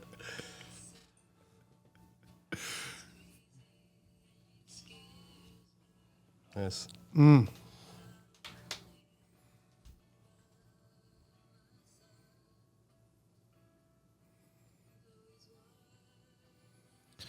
It's so balanced. Yeah. One track. I hear the drums like just like chill. I also feel like Kate could have written this to her parents. They got the panning So too. it sounds like Yeah, Kate. dude. That's the crazy It's part. like perfectly balanced. I mean, yeah. I know how you can do that, but But also, like, what year was this Oh, because recorded? the guitar, right? Yeah, the You're guitar's saying on the left, guitar's yeah. here. Then the drums on the right. Yeah. Yeah. So is it just where they're placed and how? You can probably split no, the. You no, probably it split wouldn't the be where signal. they're placed. And it probably wasn't digital. This is 70s or 80s. Or maybe not. Maybe it's late 80s. I think it's the 80s actually. Maybe even 90s. I don't know. No, Trinity's. But you hear there's like more than one vocal. There's a mandolin. Yeah.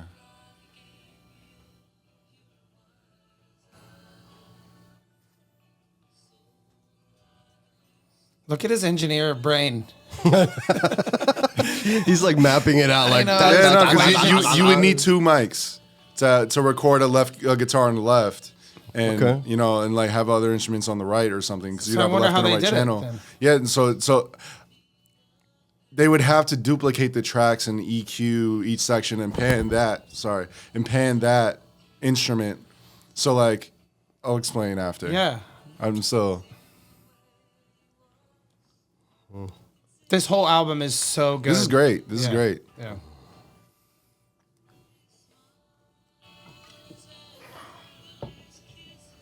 Yeah, man. That's interesting. That's really interesting. Yeah, check out the Wikipedia page for that album. Yeah. For sure. I couldn't believe it, dude. And really, they're also doing it in a church, so obviously the sound is going to be. Oh, that's great. It's going to Yeah. be big and Yeah. reverby, which helps. Yeah. That might not work in a small, shitty like the Trash Boys studio we were in. Yeah, but what I was saying, hallway. what I was trying to explain was like, you would, if it's one mic, you would have to record everyone together, and then duplicate that track a bunch of times. Oh, And I like, see. Okay, this is gonna carve it out with the Yeah. EQ and maybe. So this multiband is a compression and- guitar. This is the same track, but Yeah, we're going and to then- focus on guitar. Yeah, We're going to exactly. focus on drum. Exactly. Can you do that before it was digital? Yeah. When was Probably, the album? Look at when the album probably. was made. Let's look at when the album was made. I'm not. Because I bet you. I'm not a master of I never have recorded to tape, but I've seen it. I've seen it. You could still like pan on those, and you could still copy tracks over or like send tracks into other tracks like analog wise. So like, yeah, or they could like Like a bus. EQ and then print like to a tape. Yeah, I'm not. And there's like multi-track tape recorders as well. So Yeah, because I know they were able to do that Yeah. pretty early on with music. So I know that like they had a 4-track and then it was an 8. yeah, Cowboy Junkies. Yeah, Trinity. I wish I knew what year. Now I'm thinking late 80s, maybe even 90s. I don't know. The Trinity session. Yeah. Recorded in 1987. Oh yeah. Yeah. It might have been. Was I think that's happening? still no. I don't. Still I don't tape. think so. I think it's still tape at that time. Yeah. At least, at the very least, that's like Yeah. the majority of the industry is still using tape at that time. But dude, I'm still like pretty obsessed. On the 1st or 2nd of this of July coming up, I have like my family's going upstate, so I'm like I'm gonna do music for one day, and I'm already like, I'm gonna ask him for the H6 because he's got it at his house, and I'm already like trying to figure out a recording configuration that I can throw together with 6 mics, whether it's just me or with him or with other people. Oh, you want to do the full set drums? No, I don't want to mic it all, but I'm like, what can I quickly throw together? But like my brain, like I loved, like dude, we had diagrams. It was crazy, dude. It was wild. I'm telling you, sometimes the daisy chain we'd have going of mixers was crazy. Daisy chain of mixers. Yeah. Like oh my God. a drum mixer, a vocal mixer, and a guitar mixer all going into was like pedals. the outs, Instead of the pedals, outs just like all mixers. going into the H6. Yeah. Yeah. Mostly because we wanted separate tracks. That's what I wanted. Because it's in I like didn't- separate headphone mixes, maybe. Eventually, In but a I didn't way, want to I didn't want to 'cause- just use the PA and just get a 2-track. Yeah. I didn't want to just use an 8-channel mixer and just get a 2-track. Yeah. And then they started making those new Multi-tracks, mixers that yeah, I do have yeah, one. now we have one too, and, Yeah. and that's where a lot of our The newer stuff Soundcraft. is. The Soundcraft, Soundcraft, yeah, it's so and good. the one I have is a Tascam. Those are the Okay. two companies Yeah. that are Yeah. doing it. Yeah. So I want Thank you, to play the Anderson .Paak, Yeah. like a song yeah, off because that's a Malibu. trip. But you know, the same story is Sublime Robin the Hood was all done on a 4-track in their living room. Nice. And it's samples and hip hop and reggae and everything. Yeah. Same idea though. They did that like super DIY in a living room on a 4-track. A 4-track is more believable to me, but like Than- when than you say a broken mic? when you say one broken mic and a laptop and the quality of which like it has this to me it's just like I can't tell and I don't think I could get something. Let's hear it. Let me hear it. Yeah. Can we hear it?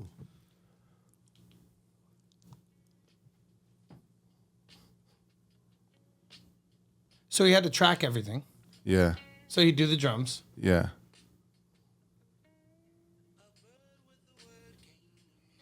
Wow. The bass could be direct. DI. Yeah. Yep.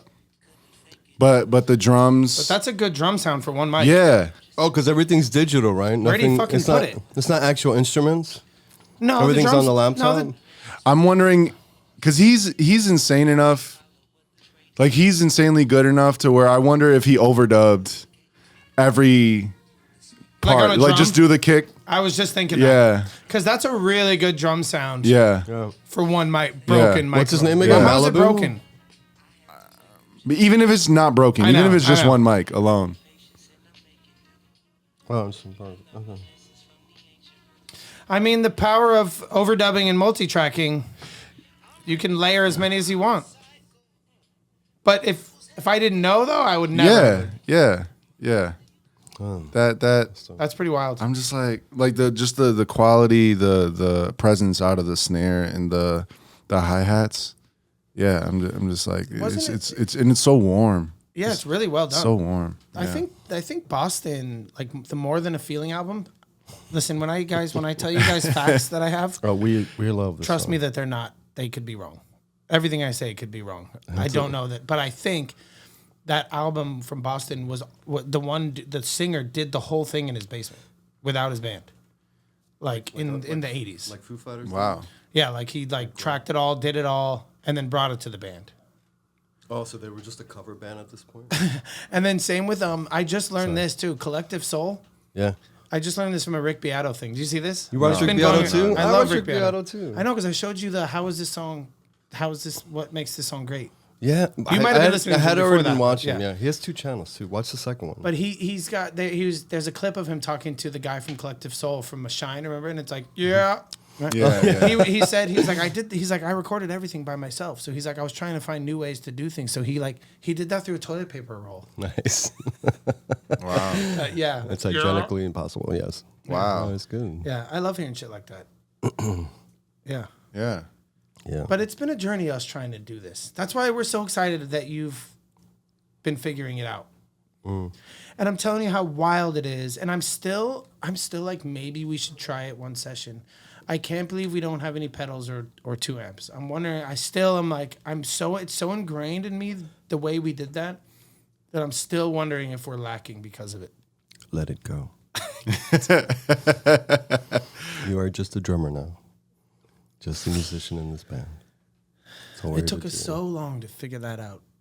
And when we had the 2 amps, it was pretty rad. And I would do the full panning, and one was lower, one was higher, totally panned. And I do things like on the intro, like if we had a little intro, like even the All We Are, you know, it'd be one guitar, and then as soon as the drums kicked in, I'd put both guitars in. Yeah. Right. I mean, let's get a splitter for the next session, and that's. I don't know. I mean, I let's record 3 I signals. have been letting go. Oh, that's a good idea. That's why I'm I've really been looking at splitters. Yeah, I've been looking at. that's actually a really good idea. You have a splitter. What do you mean? I don't have a splitter. So we get the clean, we'll get the big muff, and You're then talking we'll about get that box? You're talking about the AB box? Yeah, that's a splitter. The AB, right? It's an AB box. what? The pedals you can punch in and out of which that you put. Yeah, but those. That's how we've been But there's splitting so much feedback with that. We've never gotten a clean sound out of that. I know, but that might just be our lack. And I of saw on Instagram. technological- No, there's a video I saw of this girl playing guitar, and there's a pedal that's a splitter that splits the high and low frequency. I'm like, Oh, shit. that's cool. But she doesn't say anything about it. There's no name. I'm like, I go to Guitar Center. I'm like, nothing. It's So I'm just like, really hard for me to like.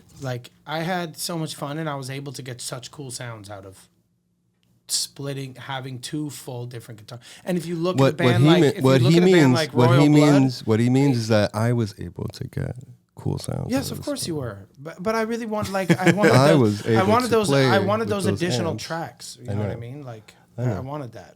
And it took us a long time of me obsessing figuring that out. So it's hard to go in now with dude, the Sound and the Fury has been the 3rd member of the band for as long as we've been a band, and then we record an album and take it away.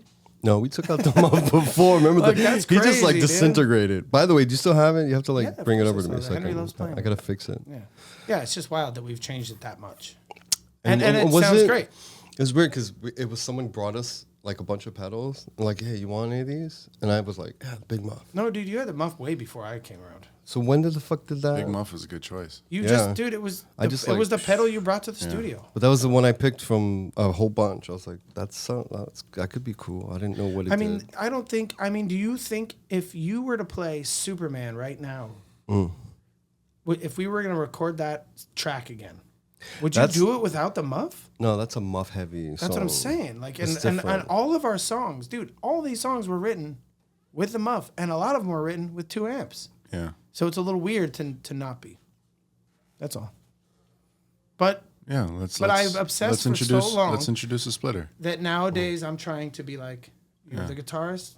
I'm gonna let you make those I decisions have the because I little really ones, don't you want to. Bro, there was a period of time where he was going through some shit and COVID was happening, and we lost touch for like a year. Yeah. And and it was right after I called him and apologized after my resentments thing, and I was like, I'm so sorry for what I did with the band. I'm looking back and in hindsight, and then I didn't hear from this motherfucker for like a year, and I thought I ruined everything. Wow. Because he wasn't like, it's okay, man. He goes, it's okay, man. Don't worry about it. He was like, yeah, you did do that, and it sucked.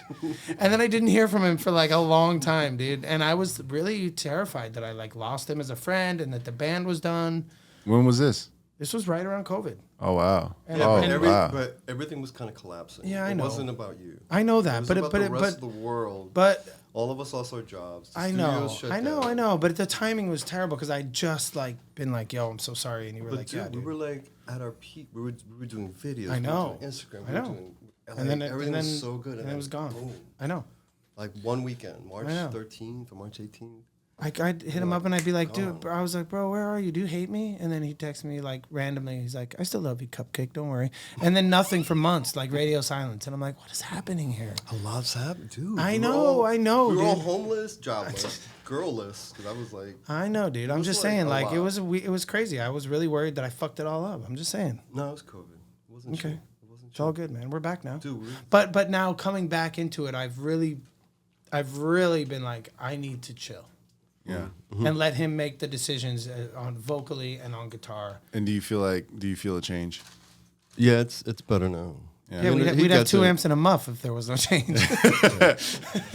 Well, it's weird because remember the first session we had? We went to Funkadelics and we're Yeah. like, I'm like setting it up, the muff, and blah, blah, blah. And then he's like, oh, let me just hear the amp sound. I was like, oh yeah, we have to like get the plain sound first. And it was so good. It was so like clean and grungy and like yeah. So we're like, fuck it, why don't we just do it like that? Yeah, and then once we heard the recordings and everything, it was like, oh wow, maybe we don't need all. Like, it was almost like we had this whole thing, right? The tagline almost was like 2 guys that sound like 5 guys or something like that. But So we really were trying to create a really big, crazy sound, and that's why we were using a muff and 2 amps. We wanted that split in the headphones, so it was almost like you were hearing 2 guitarists play.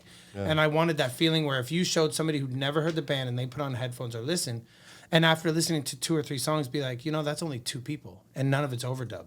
Yeah. That they'd be like, what? Right? Yeah. Like that was what I wanted to do. Yeah. But then, but I think you're like by default thinking from a place of fear, of almost like insecurity of like oh, we're only 2 people, Maybe. like I mean there is like validity to like, okay, if we're 2 people and we don't have a bassist, like how do we solve the problem for like making up for making sure that those frequencies are accounted for. Just that it doesn't feel like something's missing. Yeah. Mm-hmm. But I do feel like you have like a bit of a chip on your shoulder because it's like because you're 2 people and we've seen. I mean, again, we keep coming back to the White Stripes. I'm sure not the only ones. Like there's other. They're just a great example of like how you don't need more than 2 people to like have a full sound. So like they've been a great reference for us. I'm sure they're not the only ones, but I also think that there's a lot of power in like, and maybe even moving forward, just like we can still invite more things, but I'm ultimately more of a minimalist, like the least amount to get to For sure. the desired result. You get more of a pure sound if we have like 4, because like it's a slippery slope. Like it could lead to like 4 or 5 guitars in a song, and that's how you end up with things just sounding like a mix, or just like yo, what's going on? It's just too much type shit. You know what I'm saying? And I bet you there was fear. There was a lot of times where I got worried because a lot of pressure's on him to create a bass sound, a lead sound, a rhythm sound. Yeah. And I was always kind of worried. He'd be like, dude, we need a bassist. No, man. So I know, I'm just telling you, maybe he might challenge. But he might be onto something where I think there's always been a fear that we'd go from 2 to 3. No, but when Loki left, my brain started figuring out like, oh, I need to play bass here. I need to play lead here. I need to play rhythm. There's some great songs that don't have bass, and I'm not just talking about the rock genre, but just in general. Like there's some great songs that, and it's something I've been exploring with this artist that I produce for, and like the kick is very important, like in the mixing of the kick and it can, how often the kick appears in a drum pattern. There's things you can definitely do from a performance or like a composition standpoint, and that we can do from a mixing standpoint to make up for it. That like I think it's cool. I think it's a cool opportunity to like once you said that you liked like a hip hop kick kind of sound. Yeah. I kind of that was encouraging to me. Like that I kind of like relaxed. Like okay, cool. So he's gonna want that chest feel. Yeah, because like then I know that okay, he's cool with this taking up that role in the mix, and I think it fits your sound. I think it's cool as fuck. Especially now, also hearing about your relation to like hip hop in the South Bronx too, and like how our experiences. Like the music we create and how it sounds and how it ends up evolving somewhat like what makes it resonate with us often is like historical. It's often like like oh yeah, I can relate to that because I've listened to a lot of music, and I love a lot of music with like that kind of sound. And not all people in the rock genre like have that taste for like or like a deep kick drum. A lot of them like don't want low end on the kicks, but I think it's cool. Yeah, I think it's cool as fuck. I want it, and I've always liked that sound. Anyways, I like my drums lower and deeper and bigger. Yeah, but also knowing that these are great adjectives. Like thank you. Like yeah. I mean, I was thinking earlier, I was like, man, I should tell Dawn anytime like you lock me in to do an entire project, like let's start everything off with a podcast, like have them come on the podcast. I was just thinking that. Let's pick apart like their life and like their history and stuff, because even a lot of the things from this conversation I'll take and it'll be helpful for me. No, that's great. Thank you. Yeah. That's fun. You know, it's there's a lot of bands out there, like, you know, there's Blood Red Shoes. You showed me them. Yeah. That's a 2-person band, and it's guitar. And the drummer sings too. Yeah, and then there's switch back and forth. Royal Blood, right? Royal Blood. Royal Blood, yeah. And that's a bassist and a drummer. Yeah. And he splits his signal and makes one more like a guitar and one more like a bass.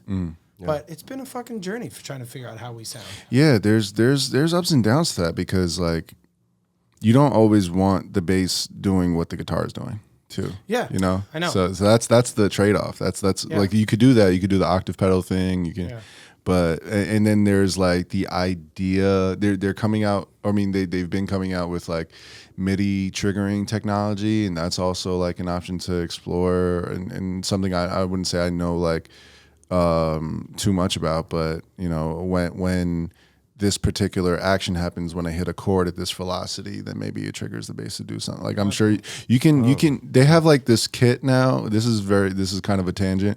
They have this. They're selling this kit that you can like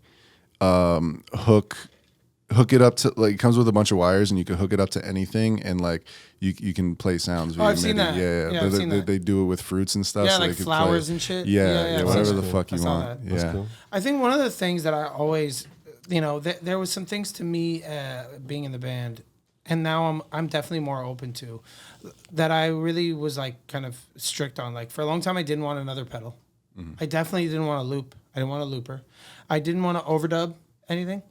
Because a big part of what I think I wanted us to do too was anything you hear on an album, I want to be able to do on stage, right? Like, I was really disappointed. I was really disappointed to find out that one of those early Black Keys albums that they overdubbed, that they multi-tracked, and it wasn't just the two of them. That they did like a bass line, because then you go back and listen once you learn, and you're like, oh, there's more than one. You could trigger loops as a drummer on stage though.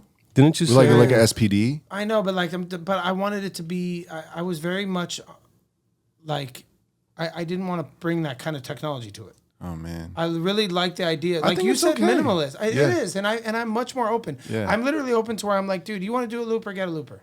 Like, fine. Like I'm really like trying to be a lot less crazy about it. Yeah. Right.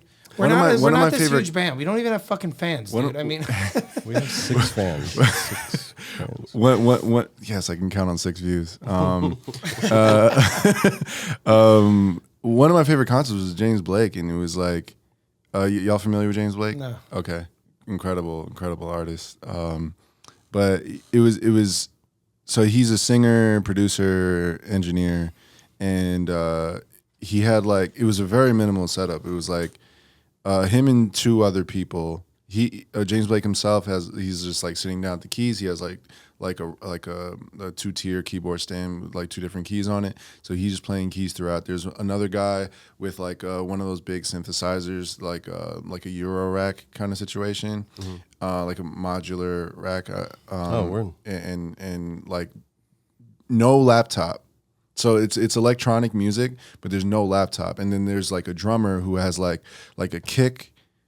I think he had like kick, snare, hi-hat, and then just like a pad. yeah. Like no toms, like no, like just, and the 3 of them like recreated like all the records, and you wouldn't tell a difference from like the actual records themselves. And the beauty of the crazy thing about no laptop and the person using the rack is like they literally have to like dial in all the sounds and do like all there's no automation. Like they have to do everything manually. And it's incredible. You can, there's no shame in like in bringing tech into what you're doing. It doesn't necessarily mean you're already minimal by default because you're 2 people. Yeah. So, you know, like I think people would be impressed no matter what you do. Like if there's anything that makes you guys I think there's I think anything that makes you guys like sound like more people is complimentary to what you're doing, and like I don't think it'll take away anything for people who are watching. I'm definitely like a little more chill about it. Like, but I just wanted that. Like, hey, it's us, it's a guitar, it's a pedal, and it's a drummer, and that's what you're hearing. Even though, and it might not sound like that, but that's all it is. Yeah. There's no tricks. There's no fancy anything. This is what it is. And I think even with what we've got recorded and what we've got released and some of the stuff we have online and stuff is pretty. It doesn't, like, I think the White Stripes and the Black Keys sound like two, right? And even we just learned that he definitely overdubbed that fucking solo on that album. Yeah, I think it's easy to forget the White Stripes are just two people. Because they're just so like it's not something you're thinking He's a about. wild guitarist. Yeah, I know. And she's such a crazy drummer. And the vocal effects too that he often has, like they take up a lot of space. Yeah. Well, there's the tricks, right? Yeah, right. Yeah. But So, we're trying to write our own. but I don't think we're listening to White Stripes songs every time. Be like, oh yeah, this is only two people. Like we're just enjoying the music. You know, like that. That's what I mean when I say we forget. And the other two, like Blood Red Shoes and Royal Blood, like they don't sound like two people at all. Yeah, it's crazy. Yeah. But I don't know. I was kind of stuck on that for a long time. But now, dude, honestly, especially after feeling like I almost lost the band and lost Mario as a friend, now I'm just like, bro, if we're playing, I'm good. Yeah. I don't care anymore. Yeah. Especially now that we're recording an album, 13 years. Are you writing new material? Yeah. We had a little session at my house, which was the first time coming back, and we had to have our big conversation and figure out what the roles were and fucking make some boundaries. Boundaries are healthy. But we sat down, bro, in the very first jam. What was that song? Dead Man. Dead Man. And it was fucking cool. Dude. I was so hyped on it. It was rad. And it's kind of funny and dark, and we just went right back to it. Yeah. And we're writing a new one we're writing a new song. Which one? I don't know where it's going to go, but it's the first time I've ever written lyrics to any Strangebird song.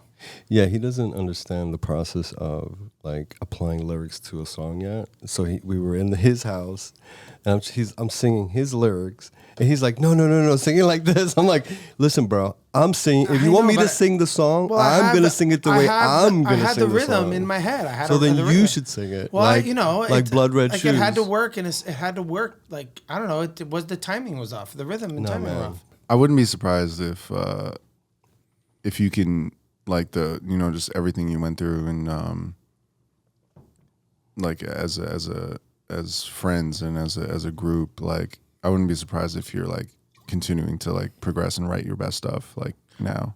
Yeah, man. I think we've always gotten better and better and better. Yeah. I think it's never gotten stale. There was definitely a period of time in this one studio where we were doing those Jam of the Weeks, where for some reason in that studio and our new studio where we were like fucking on fire. Dude, that fucking studio with the 2 drum sets? Yeah. It was 2 drum sets in this huge studio, and we had literally like a little walkway with Yeah. all our shit. And we were doing, and we were like, everything we did was like good. It was crazy. It's really good. And then that even kind of transferred a little bit into the newer studio because our Jam of the Weeks on YouTube are I love them.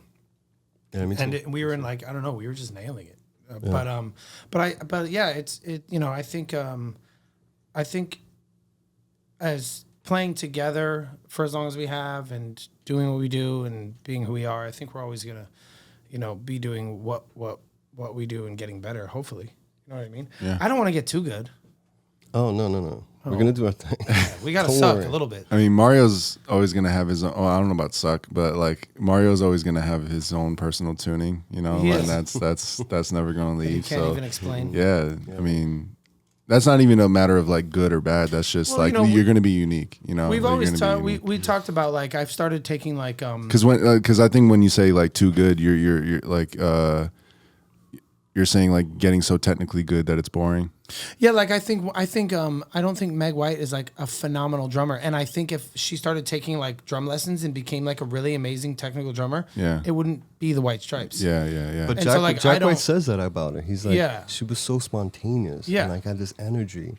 And she did things her way. She didn't do like these fills that were like right kick, right, left. Like she didn't have fills like that. Yeah. Because I bet you, in my mind, I don't know if it's true, but she didn't know how to. Yeah. Right? Like Yeah. I'm learning a little more about the drums and I want to get better. I'm trying to learn some sticking and I'm trying to learn some rudiments and stuff because I want to have better fills and not just go around the set. Yeah. But I don't want to get really good. We've always been just feeling it with each Yeah. other. Well, there's two things. There's the development of like technique, and then there's the development of your taste, right? So like you, I don't think there's any shame. It's like people who say music theory like it limits you or like puts you in a box and like that. I remember when I was like, before I learned any music theory, that was just something that I had heard every now and then or whatever. And the more I learn, the more I'm like, well, no, I feel more free. The more and now I get to choose. It gives you the power of choice in the way that like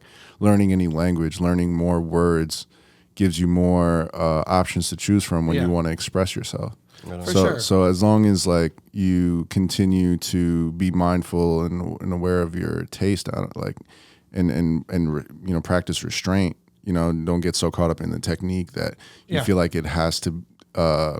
You have to do this new like paradiddle or whatever the fuck you learn in that, you know, that you're practicing in the song. No, and I want that. I want to be able to be a little more creative, and I want it to be a little bit better. And for me, but I do think like what you said. I think that no matter what we do, no matter where we go in life, no matter what we learn new, he's learning new. He's like exploring blues stuff, right? Like hell yeah, it's only gonna help. I want to get into that myself. Like, but I think no matter what, because that's the foundation of a lot. That's the foundation of gospel, of R&B. Yeah. But I think no matter what, probably funk too. I would imagine. And I was talking about jazz. I mean, jazz. I don't know jazz so much, but I know the blues scales definitely, like gospel, R&B, and yeah, like, and those chords, like gospel chords, are crazy. I'm not religious at all, but gospel chords are like. And I love that he's like exploring that. Yeah. And, you know, and I know he's doing that for himself, but also for the band, right? Yeah. But I think no matter where we go, Strangebird's always going to sound like Strangebird. Yeah. And blues too. Like if Jimmy has a lot of that in him as well. Yeah. Yeah, he's a big influence too. Yeah. I know you love Hendrix. So like, hell yeah. But he played with all the greats, like growing up, and then he went to London and became Jimi Hendrix. You know, got discovered by the Beatles, right? What was it? Beatles? I think so. Like, Clapton. Yeah, they were all in like that one little place. Like, who the fuck is this guy? It's like, that's crazy. You sound just like him. Oh yeah, I could do that too. Yeah. Superpowers. Yeah, dude. But so after that guy played you like the King Crimson song, right? Like what was then your journey into? Oh, dude, you brought that back an hour and a half. Yeah, it's still in there. It's still. I mean, yeah. Oh, well, okay. Anyways, go ahead. I want to come back to that. And how how did that affect you, and when did you start to seek out like rock music more, and then how did it change your relationship to hip hop? Oh, it never. Okay, well, my sister has a lot to do with it too. My older sister. Yeah. Because she used to make like mixtapes. Yeah. So after Crimson, I heard, and so it was like hip hop on the mixtape. There's like one song by Metallica. I was like, what the fuck is that? It was like One or something, or Ryan. Remember Ryan? The It last couldn't song? have been from One. That's from the Black Album, right? It had No. Oh, it's not? No, it's It had to have Master been- of Puppets. Yeah, it had to have been an older album. Is One from Master of Puppets? Yeah. Oh. Yeah. Is it? So then the last song is called Ryan. It's just this musical. Yeah. Like, but guitar. And I'm like, and drum, like a song. Yeah. I'm like, how the fuck did they do that? Wow. So every time I listened to a new band, it was like, how the fuck did you do that? Yeah. And then I started playing keyboards and like learn, transfer from classical piano to keyboards. Yeah. I wasn't even playing guitar yet. This was like years. Yeah. I didn't pick up my guitar till college. Really? Even after all that, after learning rock, you weren't like, fuck the piano. No, I was still a piano player. Oh, wow. And then one day I was like, maybe I should learn guitar. And I was like 20 already. Wow. But were you going to shows and stuff in the punk scene in New York, or like? Yeah, rock scene, punk scene. Yeah, me and Loki were like deep going to shows. So friends play and wanting to be in a band and like. So how far after, like how long after he played King Crimson for you did you like start going to shows? Because you said you were what around 13? Yeah, the time? so like 16. Okay. Because we were doing like CBG, like the bar, remember CBGBs? Yeah. It was all like strip after strip after strip. And like down below Hudson, Houston Street, Ludlow, a lot of places to watch live music. So your sister starts bringing around like Metallica, you said? This is before I got to high school. So this is before King Crimson, before. No, after King Crimson. Oh, because 13 you could still be in 8th grade and Yeah, stuff. So for sure. this is right around that time. And my sister's a year older, 10 months older. So you do King Crimson, then your sister right away started introducing. Well, she would just give me a mixtape because her boyfriend at the time was into were metal. you like, were you asking like, like, hey, I just heard fucking rock and roll. Do you have anything, or was it a natural progression? It was more organic. It wasn't Yeah. like because there was so much music. Yeah, So much. There was like so much going on. Yeah, But there were little blips that kept like pulling me like this way, like, oh, I want to do that. So, like, imagine like, this is like 89. yeah. We're seeing like The Cure's coming out. Yeah. 9 Inch Nails coming out. Sorry. This Guns is N' like Roses. Guns N' Roses, Chili Yeah. Peppers. There's like so many different, Yeah. And I'm in music and art. I'm at LaGuardia at this point. So I'm surrounded by musicians, painters, dancers, theater people. And it's just like, fuck. So I'm getting all. insufferable. It's crazy. It's just like more and more and more and Yeah. more. Just like You're just like I'm like soaked in it. compounding Yeah. all this experience Yeah. into these other 4 years on top of starting to go out to the city and like seeing yeah. friends bands play. I'm like, Yeah. oh, that's cool. But I remember Loki was already playing guitar. Oh, he was. I met Loki in high school. Okay. and he was LaGuardia? playing already. Yeah, yeah. Okay. And he was already playing guitar. He was already playing guitar, Oh, wow. and his brother was playing bass. He had a twin brother, And you, Patrick. and you were Yeah. taking I didn't know piano. Patrick was a bass player. So we had a bass player accessible all that time. No, he was in Denver at the time. I think. And you were taking piano lessons like independently outside of school, or you No, were that learning was in school? that was in the Bronx. And then once I got to LaGuardia, I was playing at the school every day. Okay. Oh hell yeah. Yeah. So Wow. so you're learning theory, you're learning sightseeing, Sight reading. sight reading, is it? Oh shit. Reading music. Sight reading's a different game. But I used to like, I'm a piano player. I Yeah, could read music. and that I mean Joey jokes a lot about like no, he doesn't know, but that's like that's He's musical. yeah He's you super musical. you have a foundation to where Mm-hmm. you can have that understanding of like okay, if this note's here, then that note should be there, and like again in terms of interval. Yeah. Of like just how the notes like on your guitar when you tune them like relate to each other. Him that's- and my wife have conversations about music, and that's when I was like, oh, he does like he really knows like music like really well, and I've heard him play piano. Yeah. And Would you say you're- when he's working a part out, I step back and I'm watching. I'm like, he's obviously not making it up, right? Like he knows Yeah. what he's looking for. He knows where he's trying to go. Yeah. And like I love watching that happen, and I just kind of let him do it. And Yeah. he might noodle around for a half hour, but he gets there. Yeah. And that's because of that, probably, right? Like because you have a musical background. Would you say you're a better piano player or guitarist? Yeah. Okay. Yeah. Why? Because you Which- learn. which one Because are you you- learn more, or is Which it more one are you natural? more technically trained yeah, on? Yeah. I wasn't technically trained on guitar. I Right. taught myself. Right. I got like my first book was Led Zeppelin's like first album, and I learned "Baby, Baby, I'm Gonna Leave You." Yeah. And it was like this crazy guitar part. Were you reading guitar music, like actual sheet music for guitar, or were you reading tabs? I tried that, but I was like, this is too much. The guitar, Let me like just- actual let me- music. Let me learn the tabs. Tab, yeah. And then I was like, oh, I know what's Yeah. learning how to like. Yeah. And then it was just like, this is crazy. So would you say you're technically better on like from a technical standpoint on keys, but creatively better on a guitar?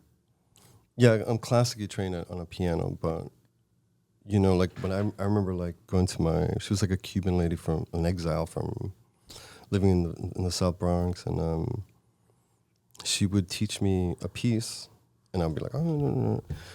Then to get home, I had a little piano in my house, and I would turn all the lights out and play it in the dark, Oh wow. and then I would hear the different variations of it. Like, I Oh could do this, shit! could that, could that. She told you to turn the lights off, or like? No, that was just a habit. Wow. Because I was seeing that's why I became like the paintings you see. Are you synesthetic?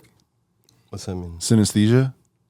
What is that? It's basically like it's involuntary triggering of like like color that like when you hear music you see color? No, I see visuals. I see like paintings. I think that would qualify you as synesthetic. He told me a lot of our music is based on like everything he does is like a movie scene in his head. Yeah. Oh yeah. It's like a scene from a movie. Yeah, I'm jealous of people who have synesthesia because I mean I definitely can see visuals, but I don't think it's as involuntary. It's like more like choice. I've never heard of that. But it's in my head. like It's like in my Pharrell has it. Like there's a lot of famous wild. people who. I didn't know that. Yeah, I think Kanye has it too.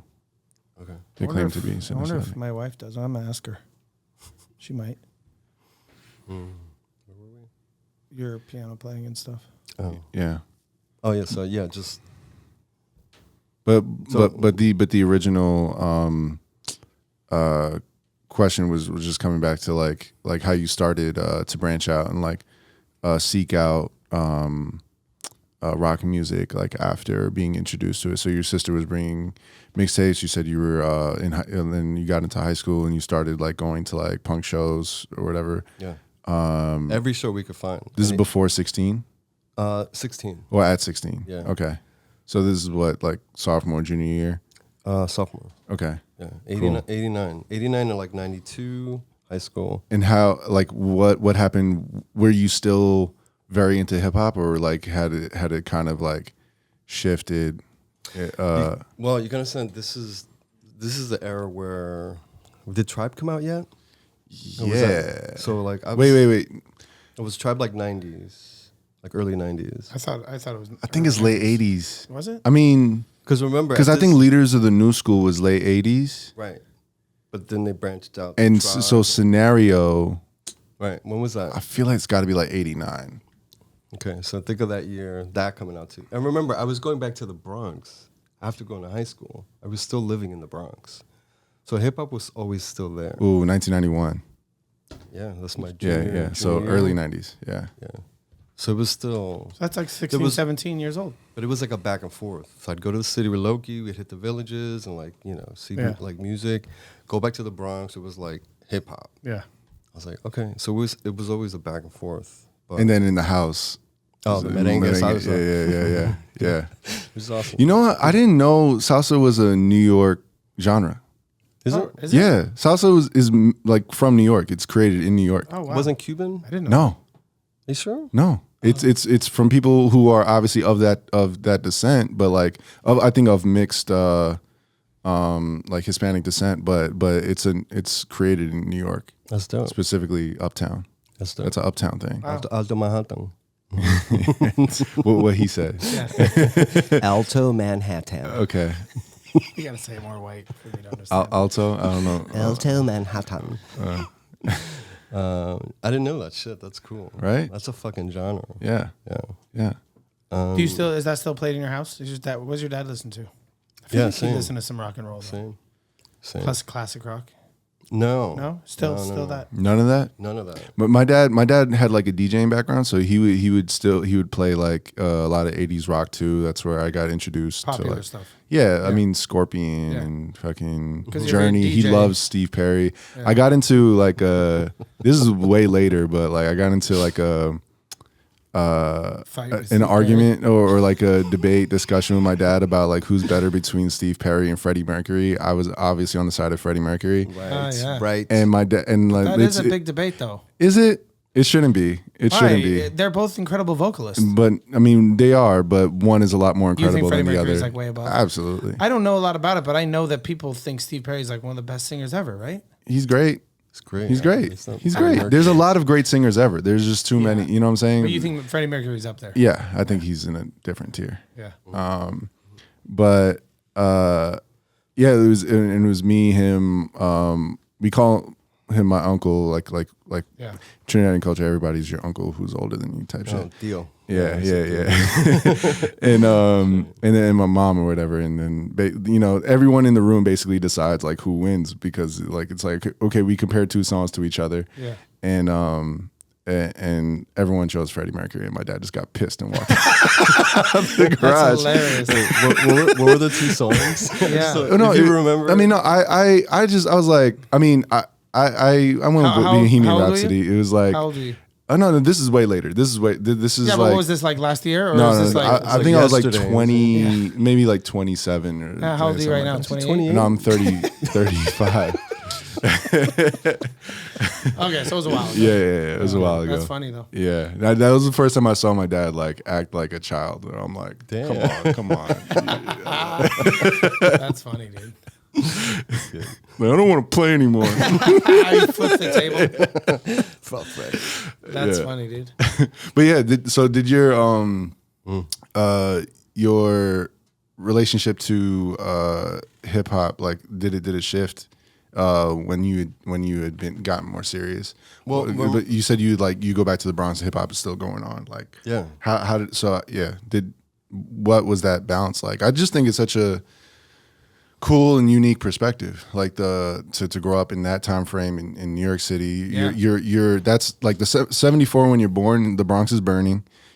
80s when you're growing up is the crack era. Yep. And then So and then you're also like when you coming into adulthood, 90s like that. Yeah.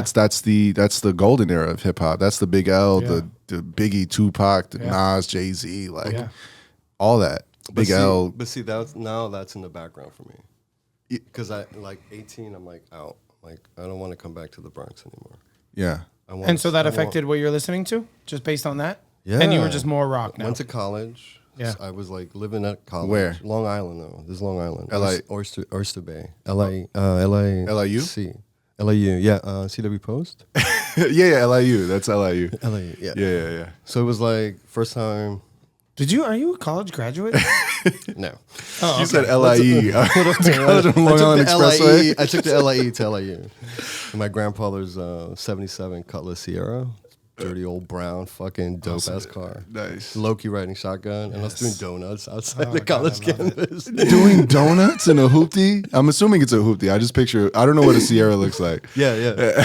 But without the cool shit. It was just like a beat up old car. But it got us Doing some, like, donuts. yeah. You can ask Loki about that shit. I don't have to. I believe it 100%.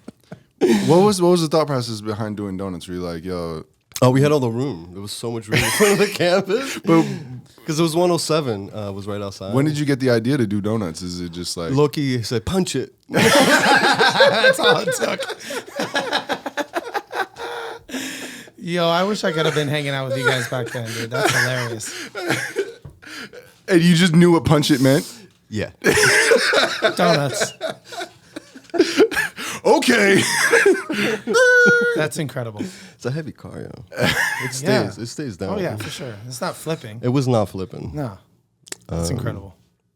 Yeah, so Loki came with me a few times. He started visiting me in Long Island, at Pittsburgh too. And then we started actually playing together. Oh, cool. And I'm learning guitar at this point. Yeah. I'm like after my freshman year. I don't know shit. You know, Loki's already a master Yeah. of guitar Yeah. and Pittsburgh. So I was just kind of hanging with them. Yeah. And playing music. And I was like, okay, I want to like learn more about this guitar thing. And it's like years till like I'm still learning. I'm still like That's crazy. figuring it out. There's like layers and layers and layers. And then I'm introduced to weed for the first time in college. College? Yeah, I smoked once when I was Jesus. 15, and I did the weird walk through the house like high as fuck and like hoping nobody realized it. And then when I was 18, it was like shit, this is fucking amazing. Like, and it was like pop, pop, pop, pop, pop, pop. Anyway, that's Dude. another story. I started smoking weed at 14, bro. Yeah, you had no parental guidance. We know. I did. It just all didn't good. listen to it. It's all good, man. It's all good. Wow, dude. That's crazy. I feel like we all have like a handful of, I mean, maybe more us than people who aren't musicians, but I think we have like a handful of times where we hear something, we hear music, we're introduced to something that completely like opens our minds and shifts our entire like paradigm. Like, whoa, what the fuck is this? Yeah, dude. So like that was like King Crimson, High Standard, but I'd be curious for both of you guys, and you can answer this one at a time. But like, I'd curious. prefer to answer at the exact same time. 1, 2, 3, Did you go. say Tina Turner? What did you say? Did you say private dancer? Damn it. but like, what are your what are those moments for you? You know, from like in you don't have to give a backstory in each one, but like when I heard this, when I heard that, when I heard like after the punk and after King Crimson. Yeah. After King Crimson, and after High Standard for you. I mean, dude, my music forever stayed really the same. I was introduced to more hip hop, and Atmosphere was some of the first hip hop I was getting into. Okay. And radio stuff too, of course, right? Like that was the '90s, so Eminem was huge, Ludacris, right, stuff like that. And then, but dude, just recently, dude, country is like fucking exploded my brain. He's not kidding. And it's changed everything. Okay. It's changed. My songwriting has gone crazy. It's changing the way I dress. It's wild. I own cowboy hats, bro. Like, and country's always been in the background because of my family and stuff. But I don't know, dude. It was like this small, like it happened to start like 7 years ago or so, little bands, First Aid Kit, Brandy Carlisle, and then listening to those radio stations on like Pandora and stuff. I didn't even know I was listening to Americana and folk and country. And now it's like full blown. Yeah, full blown. What have I become? Today I was listening to yeah, for real. Where are they now? And everybody else too. People who see me are like, why are you dressed like that, bro? You wearing a fucking bolo tie? It's crazy, dude. I don't know. I went down this YouTube wormhole and here I am. It's wild, dude. Deep dive. It really is, dude. Dark days. And it's weird because I was always that generic, you know, oh, what do you listen to? I will listen to everything but country. And now it's like, even though like Garth Brooks' No Fences was like one of my first favorite albums, and so was Dwight Yoakam, but then it was like one of those things where it wasn't allowed. We didn't listen to country.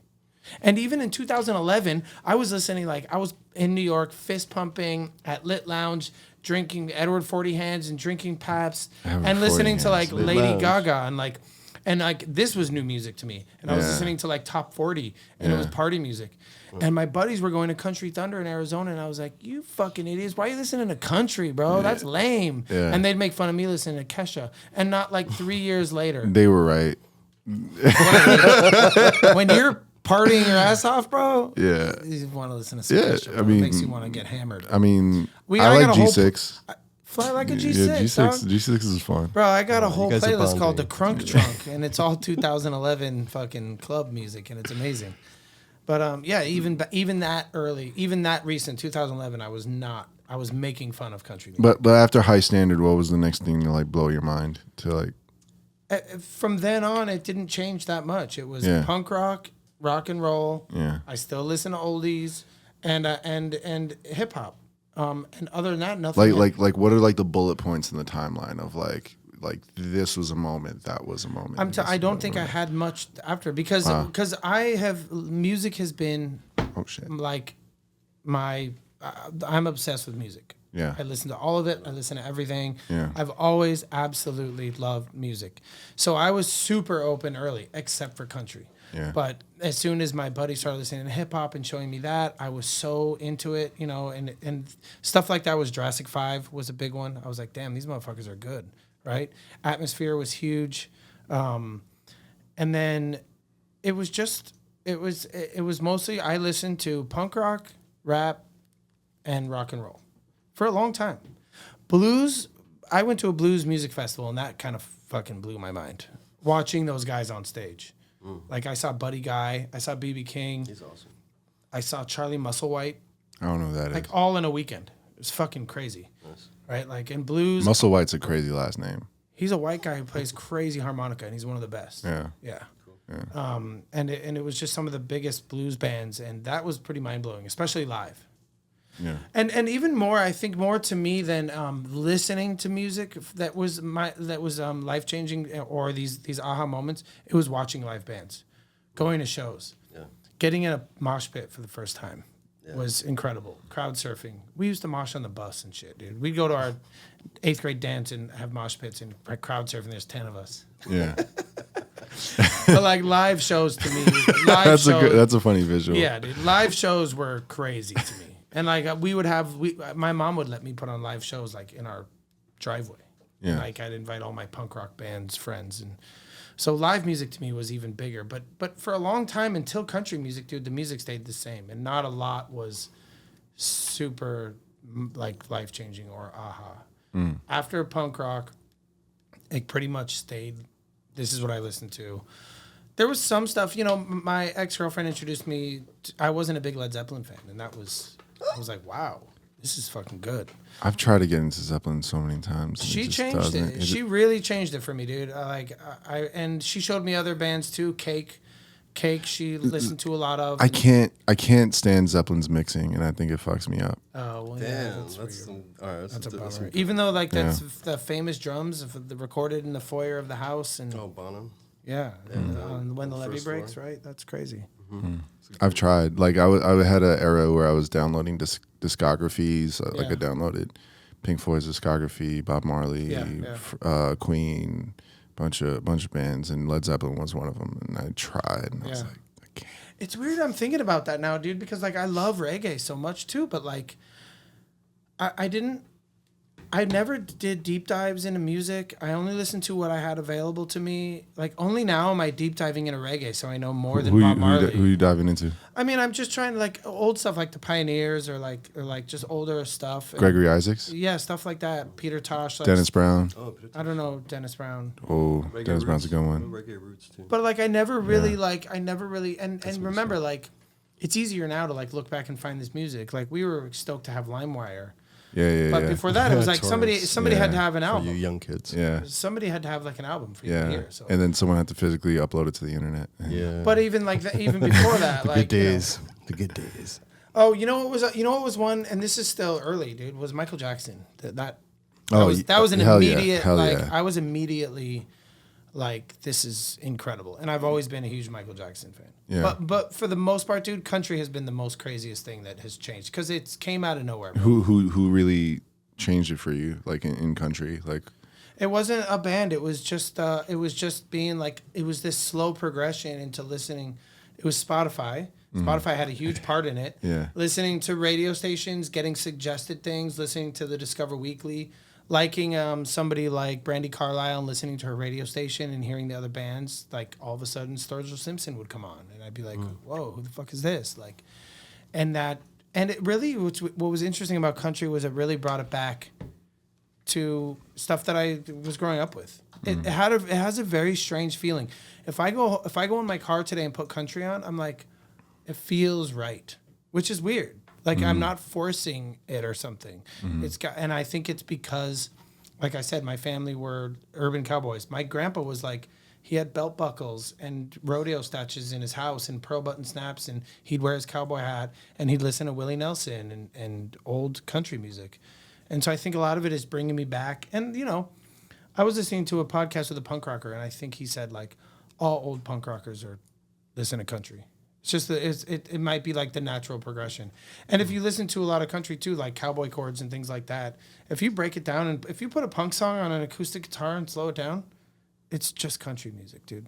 Social Distortion is just straight up honky tonk with a distorted guitar. If you listen to fucking what is it? Ball and Chain. That's a fucking country song. 100%.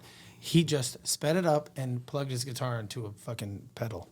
Have you ever heard of the song Hoot Scootin' Boogie? Of course I did. And it's not Hoot Scootin' Boogie, you dick. It's Boot Scootin' Boogie. Whatever. Boot Scootin' Boogie. There's this dancer at a venue I do live sound at, and one of the dancers, Lillian. Shout out to you, Lillian, if you're tuning in. But she's like, oh yeah, this song slaps, and I'm like, all right. I mean, I didn't hear the song, but I was like, Boot Scootin' Boogie, you said? Is and I'm like that doesn't sound like a song that slaps. That sounds like a. It's not the word I would put. Yeah, for it. You know what I'm saying? It stomps. Yeah, I think it's something. Yeah, something you do like this to. That's not like, a fucking country dance. Now that I'm into country, it really makes me mad that that's the fucking dance that everybody goes to. That's yodeling. That's like fucking genre. Is it? Yeah. When people square dance, they don't do a little bit of this. I feel like they do. I feel like they do. Idiots. But no, man, I'll introduce them to good country, dude. Yeah. There's good I'm old here stuff. for There's it. good new stuff. It's pretty awesome. I'm here for it. The thing is, I mean, I was talking to someone about this recently that like you can kind of like generalize you can marginalize a whole genre and just be like, oh, this is all they talk about. Like, it's with it's your trucks and your dog and your heartbreak. But and hip hop is money, sex, and drugs. Yeah, and, exactly. Like, and rock and roll's like, nah. Punk rock. Every time I go punk rock, it's so stupid. Yeah, like everyone's got a mohawk. And, which is partially true. You know what I think too is one of the things with country, dude, is this natural progression of you wanting to like learn songwriting. Country artists are songwriting, man, and it's really relatable. It's not material. Yeah. It's not. It is really like they're very relatable to your average person. Yeah. But me as a someone from New York City, I don't know if you relate to country music at all, but a lot of the time it just feels like they're talking about shit that doesn't feel like relevant to me a lot of the time. Well, what are you listening to? Are you listening to fucking Boot Scoot and Boogie? Because it's not going to have that effect. I gave Boot Scoot and Boogie a chance. Well, that's some 90s. And I was like, this does not slap. That's all I knew. I was like, this is not an accurate description for this. The problem with country music is at some point, I understand the New York situation because there's so much coming out of New York. It's like the music in New York is evolving. Yeah. And country wasn't. It was like, oh, it sounds the same as this. And no, it is. It is. We were privileged by being here to listen to all this great shit. Yeah. I think a big part of country is similar to something like reggae, to where there's not a lot of evolution in it. There is, but a lot of them want to do like they want to honor the traditional country sound. Wait a second, reggae did evolve too. No, I know.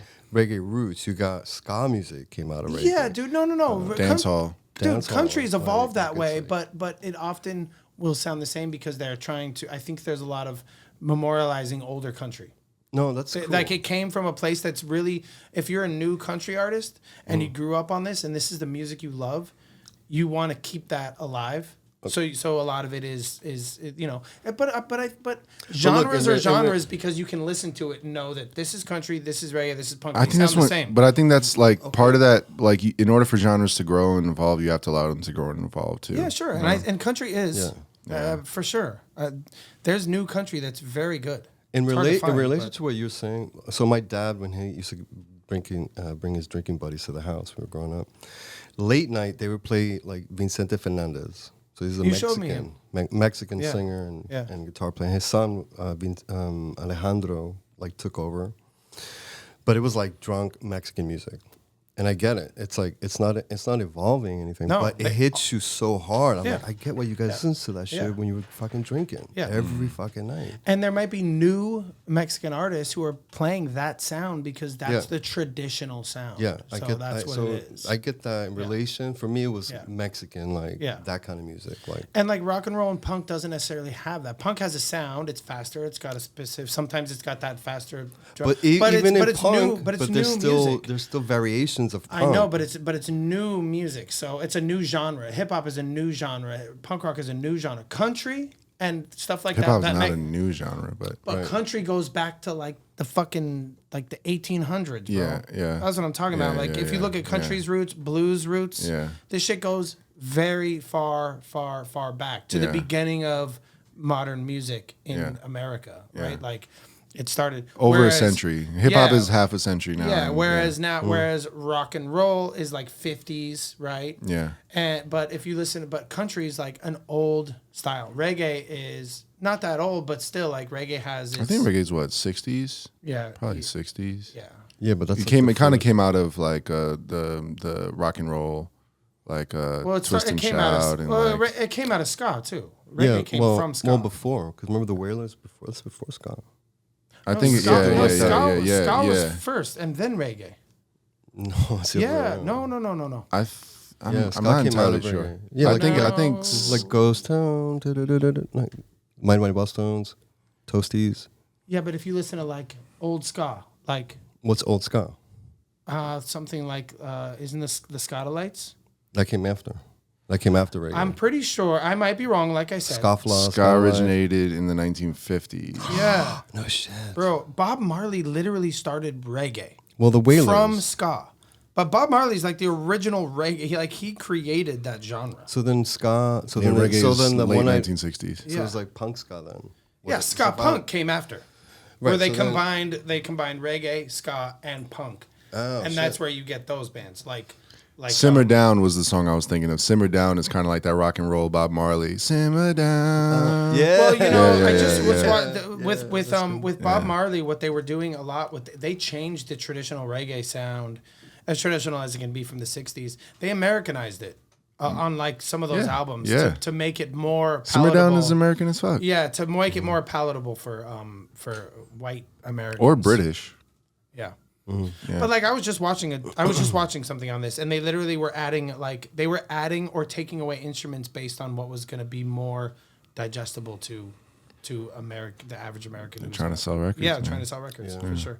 But yeah, ska was first, bro, and like dub and stuff. Dub. Yeah, Yeah. yeah. Reggae was born out of that. So we have like new iterations that like in the late 80s. Yeah, and was ska is literally like there's waves, right? Like you have first wave ska, second wave ska, third wave ska. Like there, and first wave ska is way before reggae. Not way before 10, 20 years or something. Okay, cool. That's good to know. Yeah. Fuck Yeah. yeah. I know. I was surprised to learn that. Yeah, I didn't know. I thought I it was know. like, No. I know. So it just came back around like in Yeah. the 80s. Like, And it's all based in that check, right? That, and that beat, the drum beats. Right. Yeah. That's cool. Yeah. Yeah, man, for sure. Did you guys ever go on tour? Us? Yeah. I mean, around the Lower East Side. Okay. Okay. He did tour. We gigged for about a year or so. We Solid. played. I was gonna say like all that traveling. I would imagine you would at least like go to other states and like, you know, we with the did background that you have. Like we started, I think it was really important when we started as a band that we were like, where do we want to go with this? Because when we started, when we didn't want to get to a point where he's like, dude, let's go. Aren't we going to tour? Yeah. And I'm like, what? No. Like we knew we didn't want to be rich and famous. We knew we didn't want to go on these crazy tours. We wanted to, originally we said we want to do an album a year, yeah. a show a month, and play once a week Yeah. with each other. Yeah. That was our goal. Yeah. And then we didn't really want to go any further than that. We'd love to have a fan base. We'd love to have people hear the music. But it's also taken us a long time to get it out there. And it's you know, I think I joke a lot about you know, the whole Primus sucks, like the whole like we're a terrible band with no fans. Yeah. I joke about that, but I'm actually really proud of our band, and I think I fantasize about this album doing something. Not sexually fantasy. But I was concerned. Yeah. yeah, I know. No, I think that I don't want to be this fucking this band that's like we're so different. But it's not traditional Dude, rock and roll. we're just making our own music. It is, and but Like it's everybody it's else. definitely like a little bit different. Do you think it's like the same stuff? I don't know. You produce. As You're what? like a new. See, I don't think like that. I'm just like, this feels right for. I'm not intentionally trying to be different. We do what we do. That happens to not be very traditional rock and roll. It's That's why not, when but people it's are like, not. "What kind of music do you play?" We're like, rock. You play Strangebird music. Yeah, it's Like, Strangebird yeah, music. yeah, But yeah. I think Makes it'd be more really sense. cool to. I think it'd be cool to like get out there a little bit. Oh yeah, I had we people gigged- asking us, by the way. We gigged for a waiting while. us It to was go cool. Like we get it played ready. Arlene's, we played pianos, we played Ella's, we played Goodbye Blue Monday, Autos. Have you ever Drunken seen Head. some crazy shit go down at a show? I mean, dude, there's like 8 people at our shows. Yeah, one time. You want to hear the craziest thing? Yeah. Which is We the played a craziest- singer songwriter. We played a singer. This person who's booking us booked us on a singer songwriter. It was a folk. It was a folk music. Okay, so we go. So it's at Left Field. I think it was called Left Field downstairs. I think I'm in the left field. I There's know like, left field. There's like 30. Sounds like trash. There's like 30 something, 40, maybe, I don't know. There's people, they're chatting. There's a guy on a stool with an acoustic guitar. Yeah. And the people are having conversations. And right prior to the show, we're always trying to think of new ways to do our show and what can we, you know, what. So the new idea, I think it was my idea. No, it wasn't. Was it your idea? I knew you were gonna say that. I don't know, maybe it wasn't. I turned around. I was like, "This is what we're gonna do. I'm gonna say, hi, we're Strangebird," and then bust that Go into into Time is Time, Time. which is like our thrashiest. We've done Time is Time already. It's one where he Yeah, goes, yeah, where he's yeah, like, yeah, "Woo!" yeah, right? yeah, yeah. Super fast, crazy. Yeah. So it's singer songwriter. So we go on. There's people milling about, chatting, and we go, "We're Strangebird." Just loud, bro. 2 amps at 11. Before the song was over, it was empty. They all got Everybody out, left, walked bro. out. Half the song, dude. It was like a lesson on how to clear out a bar, dude.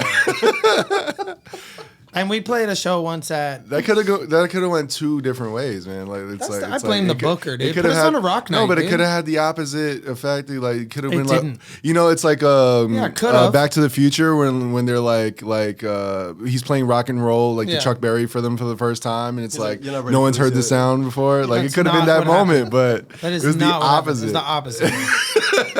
This isn't a Zemeckis film. This is like, all right. Hey Marvin, that new sound you've been looking for? Yeah. It wasn't that, dude. We played a show at the Delancey, an acoustic show, where I played the cajon and he had his acoustic. And there was one couple making out in the corner, and his buddy came. What was his name? I forgot his name. Oh shit! He pulled a chair up and just sat in front of the stage, and we played. We did like a private show for him. It was the only person there. Here. Yeah. But we've had really fun shows too. But so you asked if there's the craziest thing we've seen at shows. At our shows, no. Okay. I'm sure we've seen things at other shows that are wild or whatever. But but not at our shows. Our shows were our friends, begrudgingly. Yeah. Yo, we need a draw, or they're not gonna let us play anymore. Please come. Yeah. You guys should do this song, not that song. Why'd you do that song? Why are you asking me in the middle of a performance? Yeah. And my wife would be there heckling us. She's a professional heckler. Oh my God. Asking for Freebird at every show. Oh, Every nice, single nice, yeah. That she came to because it was like 4. She came very to. rarely came to shows. Yeah. It was a surprise. Always Yeah. a good surprise. Yeah. But I'd like to play out again. I'd like to gig again. Me too. Our last show at Funk was really fun, which you engineered. Yeah. I feel like you don't remember that. I do, but he's it's like very vague. It's like in my mind. And You were like, probably doing a lot of the. I mean, I'm in a separate room. Yeah. So keep that in mind. Lucky you. Yeah. And I think he was like asking you to do things that he could do. What? There's a part in the show where you're like, Serge, can I get some more of this? And I go, Mario, that's just on your amp. Yeah. I'm in a whole other room. Sorry, Serge. I have to literally like communicate to like a helper to go into that Yeah. room, like anything I want Yeah. to be done. Like, yo, can you adjust this mic or whatever? Yeah, that was our last show though, and it was awesome. Although I will tell you, I think on that show, the tom mic, the floor tom, is not on. Now you're So when telling we me? put that, when we like record 7 that for years the album, later. I don't know how you're gonna figure that out, but that's Okay. something you got to do. Because we plan on putting I mean- the double album is gonna be live at Funk's, and whatever the album's gonna be called. Room 7. Room I have no excuses. Anderson Pack, rooms. Yeah, bro, one just mic, be one better. mic. Yeah, I'll figure it out. Yeah. 7 I rooms. have to. But it'd be cool to play out, and it'd be cool to have like a small fan base. I think that'd be cool. Just because I think our music is good, man. Yeah. I like what we do. We have fun doing it. Yeah, we definitely like performing. I like Yeah. being on stage and fucking around. We had one show in Connecticut. We played this festival. Once a year, yeah. It was called Oddstock. My buddy put it on. Small festival, Nice. but biggest thing we'd do. We did it every year. And we had one year. I mean, every year was notoriously bad for us. Most of the time, not our fault. One time, we the were sound like guy we were was like the kid brother of, Oh my the God. good bands. the good bands. Yeah. Yeah, This let him one play dude, us one on time the the sound guy, stage. the sound guy was like on acid, and so we had no sound guy. How'd you know he was on acid? I found out after, but he was like fucked up on the floor. Oh shit. And and of course we're there. We have 2 amps, and you need to split the sound. He was like reverb. then- He just put reverb. That was our first one That was the other where one. they put echo Oh yeah, on yeah, it, and so yeah. everything was echoing. But you couldn't hear from the stage. Yeah. We didn't know it was echo. We No. heard when we went back and listened to we watched somebody who did his vocals were overtaking everything because there was a hardcore echo, Yeah. like a delay, like an Yeah. echo that they put Worse- on our mic. worse for some sound reason. guys. I think on accident Wow. instead of reverb. Yeah, Wow. And then one time we just fucked up every single song. there was the one song. That one. We did Just Karma that one Police. song. We rehearsed. We always like to do a cover. We did Karma Police. We fucked it up. So No. fucked it up. I'll take the blame for this. We fucked it one. up I so bad. fucked it We up gave so up in the bad. middle of it. We didn't I even fucked it finish up the so bad. live in front of people. We were like, never mind. Fuck it. What people? There was like nobody there. It was like- And I think we even got off stage. Like you ended a few songs earlier. We missed verses. We got off stage, and I think you told me you were like, I think I got too high for that show. Sorry, dude. It was brutal, dude. My So, bad, we've done some, and our sound has never been 100%. We play shitty clubs. So and we've had shows where the energy is incredible. Like the pianos was so much fun, and we covered we covered we covered. I I Don't Care Yeah, by yeah. Charlie XCX. That was fun. It was fun. That was fun. And the audience was our it was amazing. It was, yeah. And Arlene's was probably our best show. Oh, it was a great show. Yeah. The sound was the best. You could actually hear everything. And we covered David Bowie we nailed that one. Mm-hmm. Yeah. I never came back to asking you about your like those moments for you and like in artists you listen to. Like, what are kind of like the bullet points for you in terms of like artists that really like blew your mind and shifted your perspective of like what music was?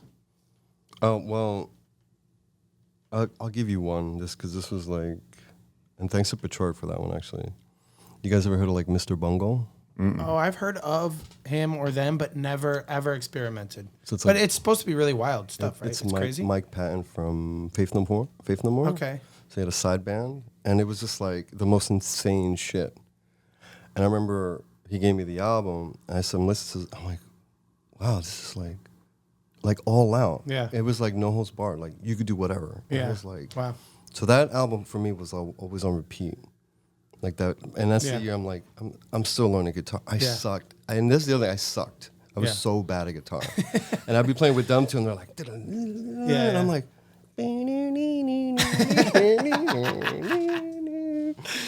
so that's awesome. Yeah. So Mr. Bungle, the album, quote unquote, it's called. It's just like crazy songs on it, and he hits every genre in every song. He'll it's like, so big influence on me. Yeah. So that was like, oh, I can do that when I finally get good, which may be 20 years from now. Oh, cool. Do you bring any of Mr. Is there any influence? Since I don't know them, so I don't know. But is there any of their influence in our music? Do you find you're bringing? Of course, because I was just because I know you reference like a lot of Bowie's, a lot of influence. Primus too, though. Like that's one of the ones we're we always share. talking about Primus. I feel like all Primus songs I listen to, I'm like, we could have done that. That sounds like us. Maybe I don't know, but definitely. Which is funny because it's a bass heavy. He's literally a bass player. Right. That's hilarious. I actually thought of two bands that the Violent Femmes were huge for me. When I found out about the Violent Femmes, my cousin showed me, and I was like, holy, you know the Violent Femmes, you know Blister in the Sun, guarantee it. When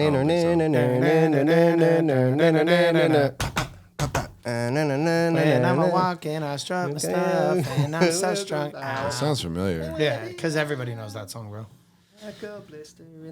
Which I swear to fucking God. Guys, I gotta go, by the way. I have to go to work. Okay. There you go. Fuck that. I'll call out for you. Listen, that song, I guarantee you, he says glister. Okay, yeah. Yeah, everybody knows this one. But this band, they're so weird. They're so weird, bro. Mm-hmm. And again, like he said, no care about commercial. Mm-hmm. No care. His voice is weird. They use shells and barbecue tops and... I mean, listen to his voice, dude. Yeah. Yeah. Let me go on like a blister in the sun. I swear to you, he says glister.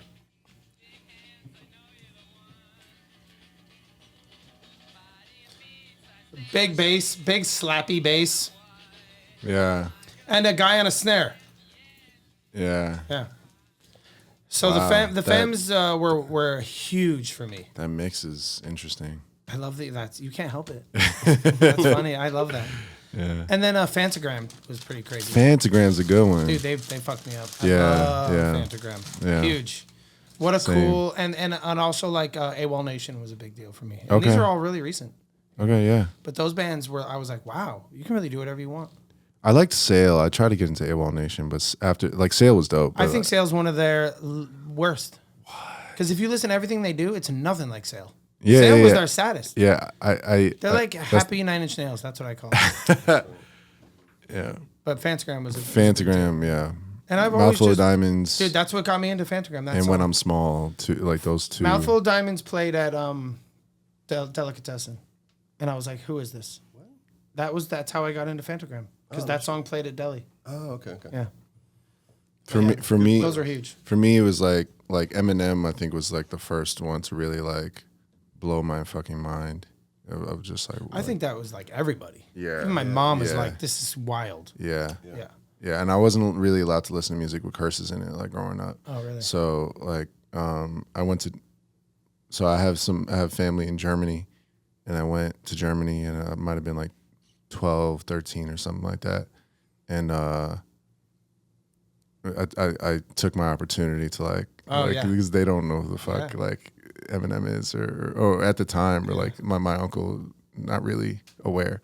So I bought I bought Marshall Mathers LP and Kid Rock's American Badass album. Love it. Is that where you heard Picture? No, blew your Picture mind came wide open? Picture came way later. I love that.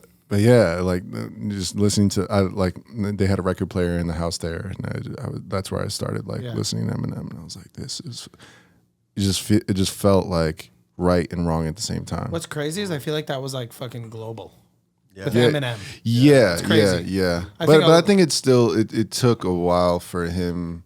I guess for people overseas, they weren't really playing Eminem on the radio over there. No, but I just mean like people's first time hearing that, it was like, Yeah. I feel like that, like, I feel in my mind that's like generally a feeling people get when they hear Eminem Yeah. for the first time, no matter when it is. Yeah. Is it's Yeah. like, holy shit. Yeah, Whether you like rap or not, whether you know he's white or black yeah, or whatever, I think that is like, whoa, this is fucking crazy. yeah. Like, what is this? Yeah. I love that people are mad at him right now.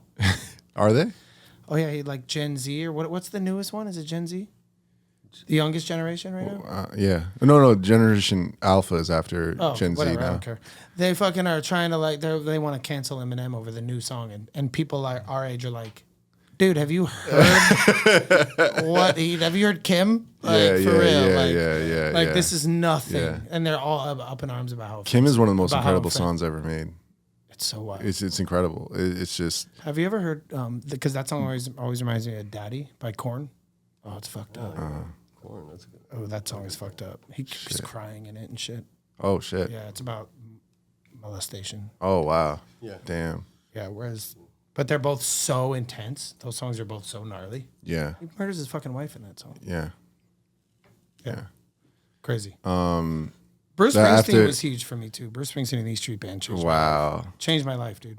One line from one album. One of my favorite things in life is like Bruce Springsteen, watching me too. the huge bodyguard looking black dude in the back of Dancing in the Dark video where he's just like, Yeah, dude. That was his best friend. is it? That's probably I Clarence thought- Clemens. I don't know who that is because it doesn't look like I don't remember the video so specifically, but it looked like that was his only part. It didn't look like he was playing an instrument. He's a saxophone. It just looks so. He's saxophone, and he died. Oh He shit! died a few years, not maybe 5, 10 years. I don't know. And his son plays Damn, now. I feel way to make me feel like an asshole. But they had it's cool. And I don't know if that's him in the video, but him and Clarence I think all the people in the band had a major connection. Wow. He was called the Big Man. Wow. Yeah. I didn't know that. I just know Bruce Springsteen as the front man. I know I know that video I love that song, by the way. Like I love that song. Bruce Springsteen is one of the best of all time. Don't even fucking argue with me. Don't even argue. I'm leaving soon, so y'all can. First of y'all all, can let me have tell it you- Wasn't the now. whole thing about We Are the World like wasn't it like No, that came later, didn't it? No. How is this related to Bruce Springsteen? he was on We Are the World? I don't know. Was he? Oh, Yeah, he yeah. was. He was. 'Cause And he's he was like and he's like having to sing next to fucking Stevie Wonder and Michael Jackson. Not like this great vocalist. Yeah, but that's He's like- one of the best songwriters ever. And I'll tell you what, go do me a favor. But you're You thinking- like, That's you're the thinking songwriting of- of that song is so good. You're thinking of Huey Lewis and that scene with him and Cyndi Lauper where she's screaming and he's Michael Jackson's there. He's like, what the fuck are y'all people doing? But to Huey Lewis, there's a whole Huey documentary Newton- on that right now. Yeah. There's a yeah, documentary. yeah. Go listen to The Wild, The Innocent, and The E Street Shuffle. Listen to that album. Okay. I'm serious. Okay. At home. It's only 7 songs. Okay. And read the words with it. Okay. Mind blowing. Okay. One of the most underrated albums of all time. Okay. And one of Bruce Springsteen's best, I think. Okay. It's incredible, dude. Okay. And there was a line from one of those songs that was life changing for me. Yeah. Yeah, but that album was a big deal, dude. What's the line? One day we'll look back on this and it will all seem funny. Right on. I was a 17-year-old struggling, and I was like, oh, he's probably right. I bet you this doesn't matter. And it helped me. Yeah, he's not crazy. After Eminem for me was I think Pink Floyd when I got to college. Pink Floyd. Fuck yeah. I could see Pink that Floyd. being pretty crazy. Miles Davis. Oh, Miles really? Davis taught me Yeah. about space, like Oh, space and interesting. music. And I don't know was any like, Miles Davis. Pink Floyd too. Well, yeah. later Pink Floyd, but uh, definitely Miles. Blue and Green, or like kind of Blue. Blue and Green is my favorite song off Kind of Blue. I always get those two confused. Oh, but Kind of Blue album. I probably never That's a listened great to album. Miles Sketches Davis. of Spain was my introduction to Miles. Okay. College too, and Pink Floyd at the same time. Oh wow. And you're right about space. He knew about space. Like, Yeah. leave it open. Leave it open. Let it breathe. Let that shit breathe. Yeah. Damn. And then Thank you, Hugo. And Is then, that jazz? and then as of late, Steve Lacy's been Yes. blowing my fucking mind. Steve Lacy's amazing. He's an Steve amazing Lacy? musician. Who's Steve Lacy? Fuck is Steve He's Lacy? on the come up right now, and he is Is it amazing. country? I've been learning his music. No, one not of his everything's country. songs has like 17, 18 different chords in it, like verse, pre-chorus type shit. Like throughout crazy. it all, it's like 17 or so like unique chords that I wow. had to learn to like learn this song. Oh, He's wow. really he's really a next level musician. I just learned that. He you know the internet, the band, not the Oh, place where people go online. www. Yeah, the Wide .com? world. The internet's like this www.internet.com. band from Odd Future. Do you know Odd Future? Tyler the Creator. I know the name. Yeah, But yeah, yeah. So no, like, yeah. Odd Future was like the collective with Okay. like Tyler, Frank Ocean, Okay. the internet, and then Steve Lacy was the guitarist in the internet. And now it's been like Oh. branching out and doing his like own solo stuff. And I'd look out for him as check someone that out. who's keeping like great music alive and really doing something different. Like he's incredible. I just learned that there's the Billy But Joel yeah. song "Always a Woman." There's like Oh, good a song. million key changes. He's a great piano Like player. like in that one song, he changes the key like a bunch of times. What song? "Always a Woman," Billy Okay. Joel. Okay.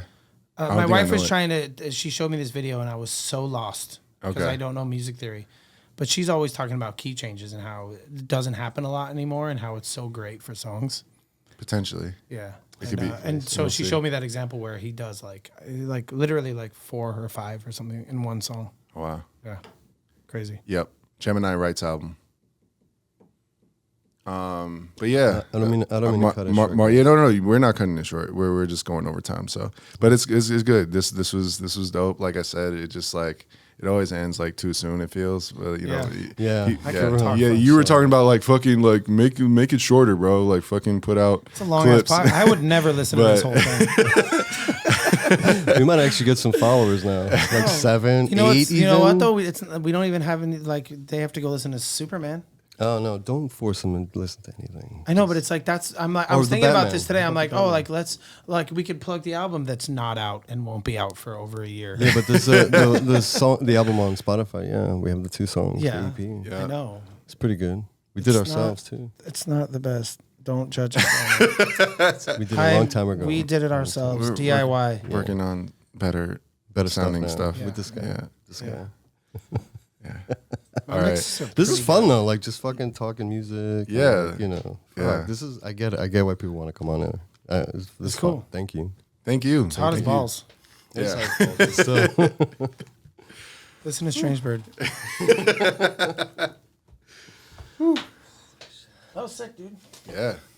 yeah. Shit. Turn on this AC.